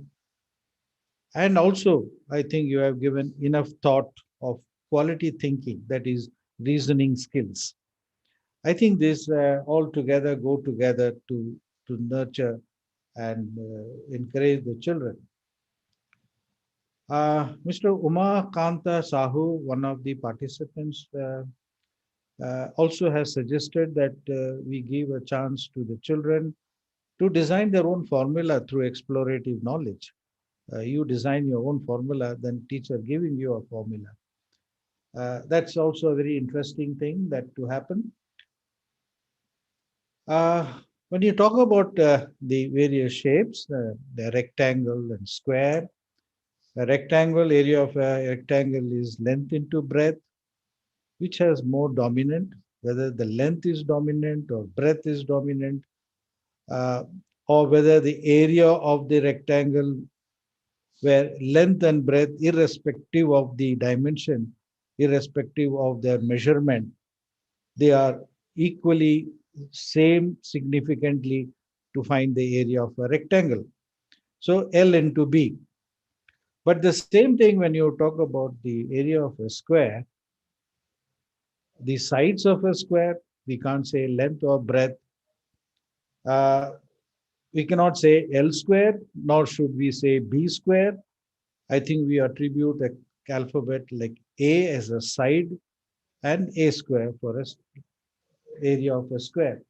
These are the conceptual changes that children find it. And as Mrs. Uma, you have rightly pointed out, that there are certain basic things at the primary and the middle level, which if not conceptualized or if the integration is not done through experiential learning, the children at even ninth class, they do not know exactly whether it is a length which dominates or a breadth which dominates to find the area of a rectangle. These are basic, simple things, but there is a confusion.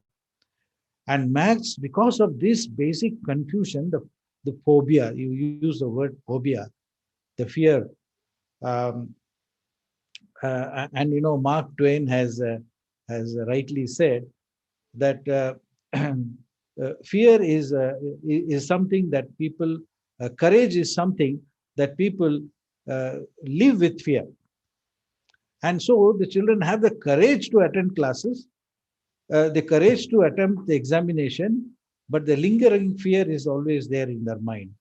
And I think we must have a little more session on such to bring about. And I would also invite, last time also I said, and again repeating, if there are teachers, see, I have just, uh, I have a guest speaker who's an eminent speaker. I always bring in teachers because they would be the would be talking from their experience as well. And every time I would like a teacher to come on this platform. And if any one of you are willing to come and speak, it's not that I look for very stalwarts and great speakers. I think the teachers themselves share the good practices. So if teachers, HOD, principals interested to come and share your experiences, share your discovery in terms of any subject, I think the TD Educational and Charitable Trust would give you the platform, because our objective is very philanthropic, supporting and mentoring teachers. And in that point of view, colleagues coming in on the platform becomes a very good connect. So anyway, it's time for a very quick feedback, because we have already crossed the time. It happens every time. But and still I should appreciate that nearly 230 of 250 have been steadily there with us. That itself speaks about the kind of support you are also giving us to think about what best we can do in the future webinars. And you could be also a collaborator, as I always believe in the 21st century, it's a collaboration. And no one is an expert, and everybody can come together, and we can use this platform for that togetherness. So can Kushbu now initiate the question answer session? And when they ask the question, participants do say, this question is directed towards whom? Directed towards Mr. Kalyan, directed towards Mr. Uma. or even if you have any question about to me also, it's okay, fine. Not exactly on mathematics, but on educational psychology and whatever you want to talk about, or anything about the webinars. So let us open the ground for a very short um, time. Yeah. And those whom we cannot address, Kushbu requests you to make a note of this in the chat box, and we'll get back to them. Thank you, sir. And as sir suggested, if there are participants who have queries or questions for any of the speakers today, you may please unmute yourselves and ask your question. Ma'am, good Yes, evening, ma'am. please. Good Ma'am, I'm evening. Seema. I'm Seema. I teach mathematics for grade 8 and 9. My question, out of three eminent speakers here, can anybody answer? Now, is it any, like, I want to know the techniques to remove the math phobia in slow learners of, like, now it is not possible to teach from grade 9 and 10 to teach again from the beginning. What you have told, what we have given suggestions is very excellent. We can go on with the first standard, second standard, or even latest is sixth standard also we can go. Now there are my students only, there are few, not many, 3-4 students, they are still finding difficult with integers. As ma'am told that when you give subtraction of fractions, they subtract the denominators, they add the numerator. Like, how to do this now at this stage, 9th and 10th stage? So, Can I as answer, sir? Sir? Sir, can I answer? Yes, yes, sure. Yes, Miss Seema.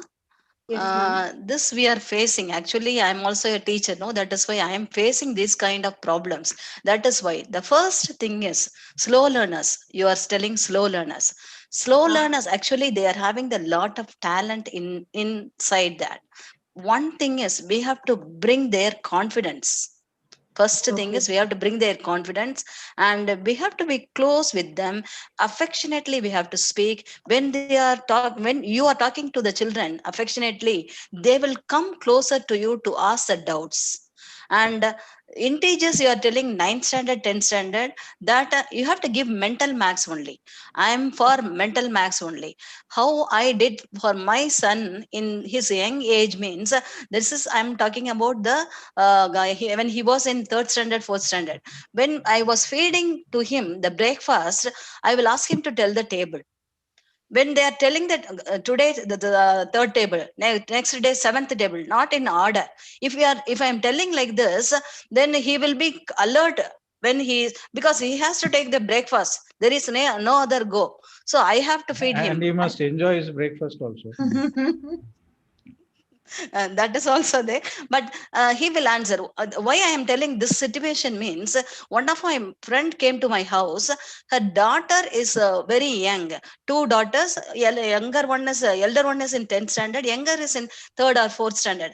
At that time he was in 6th standard. When he was playing to her, he was asking the factors of the number 12, 6, like that he started asking.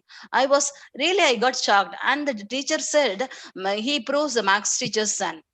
That is, this is not a pride to me. I'm telling you that as a parents also, they have to cooperate with us. They have to give the mental max, that too in integers. Everybody is facing the problem, that is the subtraction. So for that only, when we are starting the integers, -3 plus 8 plus 7 minus 7 minus 3, if we are started like this, they will not listen the class. So we Yeah. start with the music. We Okay. start with the music, then they will start listening the class. Yeah, Kalyan, can you suggest, because Kalyan does a lot of research on conceptual changes, and he is creating a model where he himself is involved as a teacher. He is teaching the students. Uh, Sorry, Dr. Thangadurai, I don't have much to suggest. I think Ms. Oma gave some good suggestions. The problem is that the mistakes are made in the early years, and by the time is in class 8, either one is inspired or one has that phobia. And over years, people means teachers, students, maybe other students, parents have reinforced that you are not good in maths. And so I think that is the fear. So there I agree that, love, caring and empathy, that is what is needed. Can they open up to you? For those who have not watched, I'm not giving a direct answer, but you know about Khan Academy, right? And Salman Khan, to distinguish with the actor Salman Khan, he's called Sal Khan. So Sal Khan has a TED talk actually, and there he says that slow learner means students just take longer. It's not that they are poorer in maths. And he saw that students who took longer in class 2 in subtraction, now give them that extra rope, that extra time. By the time they are in class 10, they are as good or better than the fellow who was faster in class 2 in subtraction. So we are not giving that time. And so on a weak base, he was poor in class 2, then continues to be poor in class 3, class 4. By the time the teacher is reinforcing, no, you are a weak student in maths. So they also believe that they are weak in maths. So that's the major issue. How do we remove the phobia? So some extra time has to be given within the classroom, outside the classroom. We can discuss this further, specifics, whether we can do something as a community. Yes. Because I think it's a difficult problem. By that time, the parents also get more anxious. You have to get into engineering college, you have to do maths. It's better to do in 4, 5, 6 when you don't have the anxiety of time. You're right. remedial. Yeah, summary is I don't have an answer, but I'm willing to look at it together as a community. And I believe the answer is lies more in love and empathy and caring and confidence rather than in technique. That is the first barrier that needs to be broken. Thank you so much, Mr. Kalyan and Mrs. Uma, for this. If there Sir, is any other... Sir, could I interfere now? No, Please you go can ahead. ask question. Yeah. Sorry. So I'm a teacher of Chinmaya Vidyalaya Senior Secondary School, and I've been handling the middle department for many years, almost from 30 years, Coimbatore? sir. Coimbatore? Pardon me, sir? Are you from Coimbatore? No, sir. Chennai. Virugambakam. Sir, and I picked the song from the internet for integers as good as 6th standard. It is of the same tune as row, row, row about, no, the same tune that they sing. So we start like this when we teach integer addition. Same signs, keep and add, different signs, subtract. Take the sign of the bigger number, then you'll be exact. This is the way we start with the class. And so then every time I start, they immediately say same sign, keep and add, immediately it comes out from the mouth. So here, really art integration helps a lot. So this is what I would like to add to. That's why I wanted an interruption. Thank you, sir. Good. Thank you. Thank you, Ms. Geeta. Do we have any other participant with any other queries? You may please address your questions to our guest speakers or to Sir.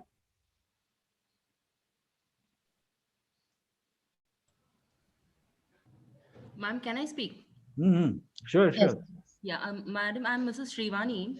I'm working as a kindergarten teacher for HL New Public School. I'm basically a kindergarten teacher. Sir, in upper kindergarten, actually, we introduce the simple addition to children. That is where we start with it, actually. So basically, we start with showing them the objects, like, it is 5 plus 3. We show them 5 lollipops and 3 lollipops, put them together and you add it up. So as days goes on, we start teaching them 5 in my mind and 3 on my fingers and I add it up. Sir, is this progress is okay, or do you have any suggestion like for addition, or like according to me, like I would like to know if you have some suggestions. See, that is the basic classes from where we start up with addition, like, and simple subtraction. And as days goes on, they get into things. As ma'am was talking, Uma ma'am was talking, mental maths is very important. So how much would you recommend keeping 5 in my mind and 3 on my fingers and add it up? Or usually, like, children get habituated, like with drawing sticks and cutting them and then putting the numbers for subtraction. Can I answer, sir? Yeah, sure, Mm. sure. Uh, Ms. Vani, Srivani, Yes, ma'am. regarding this, your approach is perfectly correct. But after that, once your first thing is visual art you are showing, Yes. then you are fine in your mind, three in your hand like this, that is okay. Then after that, you have to develop the mental max. Mental That math. will only mental max. See, Okay. first to start with the class, you have to give the mental max only. That will be creating the interesting situation in the class, and they will be eager to see you in the max class. Correct. Why this max class is coming, the kind of feeling will not come, right? Okay. If you are starting with that kind of problems, even I'm not telling the dull or slow, they will be interested in listening to you. Yes, ma'am. Yes, that's Okay, exactly that is what was my perfectly intention. correct, perfectly correct. Yeah, we have to make it interesting right from that age. As Correct, correct. I And was you have to telling, develop the mental max also. yeah, I was And also a victim of this because till now, like I have the phobia because I like the way he brought in. Do not teach them the formula. Probably allow them to explore. That was something which I missed during my childhood days. So till today, even I have a Yeah. phobia of maths. So Prob- I still find people are entering. So interesting. Uh, Yes. yeah, that's right. Mental maths or reasoning skills. That's a very important skill beyond base and operational knowledge. Yes. Yes. So any other questions? Thank you so much, ma'am. Thank you so much, sir. I'm Lalita from Bangalore, Vidyaniketan Public School. Mm. How can we make the remedial classes interesting? Because we are taking remedial classes from 9th and 10th standard. And the moment we say remedial class, they're not interested to attend the classes. Even if they attend also, they don't want to do anything. They feel somewhat. So when we are calling them for remedial classes, that itself will create a problem in them. So how can we make I them think Uma, interesting? we are doing that and just correct. share our experiences. Okay. So in our school, how we are doing is remedial class. I will not call it as remedial class. Yeah, See, next week, enrichment class, enrichment enrichment. class, we are Okay. calling it as an enrichment class only. And the what technique we are using is the next week portion I'll teach in the previous week itself for the slow learners. So if we start the next week portion, they will be ahead of the other students. This is how I did in my 12th standard also. So that is why they will not miss my class. They will come to the class. And another thing is, so what sir said, empathy, this affection only. That age, I'm talking about the 10 and 12, so 10, 11, 12, that kind of students, they need the affection from the teacher only. So whatever they are asking, sometimes they will tease, not teasing in that sense, whether we are taking it in a correct sense or not. For that, they will test our patience also. We have to coolly, we have to smile, and we, if you are taking it up, then they will come to you. They will ask doubts. And in our school, during that time, many students will come. Especially in the study holidays time, we'll be busy. After our classes, I will be sitting in one room. The students will come and they will clarify their doubts, because we are giving the personal attention to the students. And so, for the high achievers also, because you have not asked the high achievers thing, I'm telling you, the high achievers also, we are giving the special question paper to them. If you are giving the special question paper to them, they will also start coming to you. But we have to divide the time, because the slow learners and the high achievers, we should not mingle with them. For them separate session, for the other students separate session, like that we have to make it clear. Actually, remedial means we have to teach them whatever we have taught them already, no, ma'am. That is our intention. Teach Okay. Maybe they it have in not a understood in different the way. class. Yeah. this is In a this is was different a way. different way. I not I in our school we did, they have achieved actually. So, and the remedial children, we have to ask them to explain the concepts in the class. So by the way, because we are teaching them fully, then we are giving confidence. They will, in the class, if we are asking them to present some of the things, they will be getting motivated. And at the same time, oh, the teacher is giving respect to me, so I have to prove myself. That kind of feeling will come. This Okay, is ma'am. how we Thank are you so much. doing. Okay. Thank you, ma'am. Thank you so Thank you. much. I think we'll take most of the questions and get back to them. It's getting very late. It is scheduled up to 5:30. We are now 5:57, reaching 6 p.m. So, is any questions that immediately we can take in another 3 minutes, 6 p.m. till 6 p.m. Sir, I see one question by Mr. Babu Hemant in the chat box, who is asking us to suggest certain art integration projects for grade 9 to 12. Not 9 to 12, but 11 and 12. Yeah, Uma can speak on that.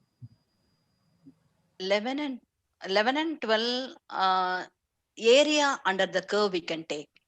Area under the curve, in that integration is there, then physics concept area is also there, so we can take up that kind of a project. Or three-dimensional space, we can take some of the things. When you are rotating, you are getting what kind of figure. So three-dimensional space, three-dimensional geometry, and this one you can take it as a project topic. Area under the curve, that is integration. Here we are integrating the physics, and if you are giving some situation like that, then in that you can include the chemistry also. Some of the problems we have to write and give. If you are giving that, then physics, chemistry, maths, we can integrate. Yeah, just to accommodate Sonali Banik, you have raised your hand. Can you please ask your question? Sonali Banik. Okay. Anyone else?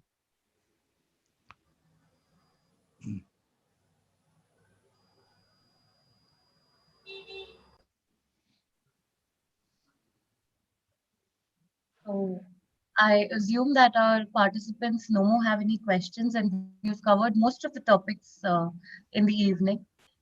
I would definitely like to thank Thangadurai sir and Lata ma'am for providing this platform where audience could gather and they could learn so much.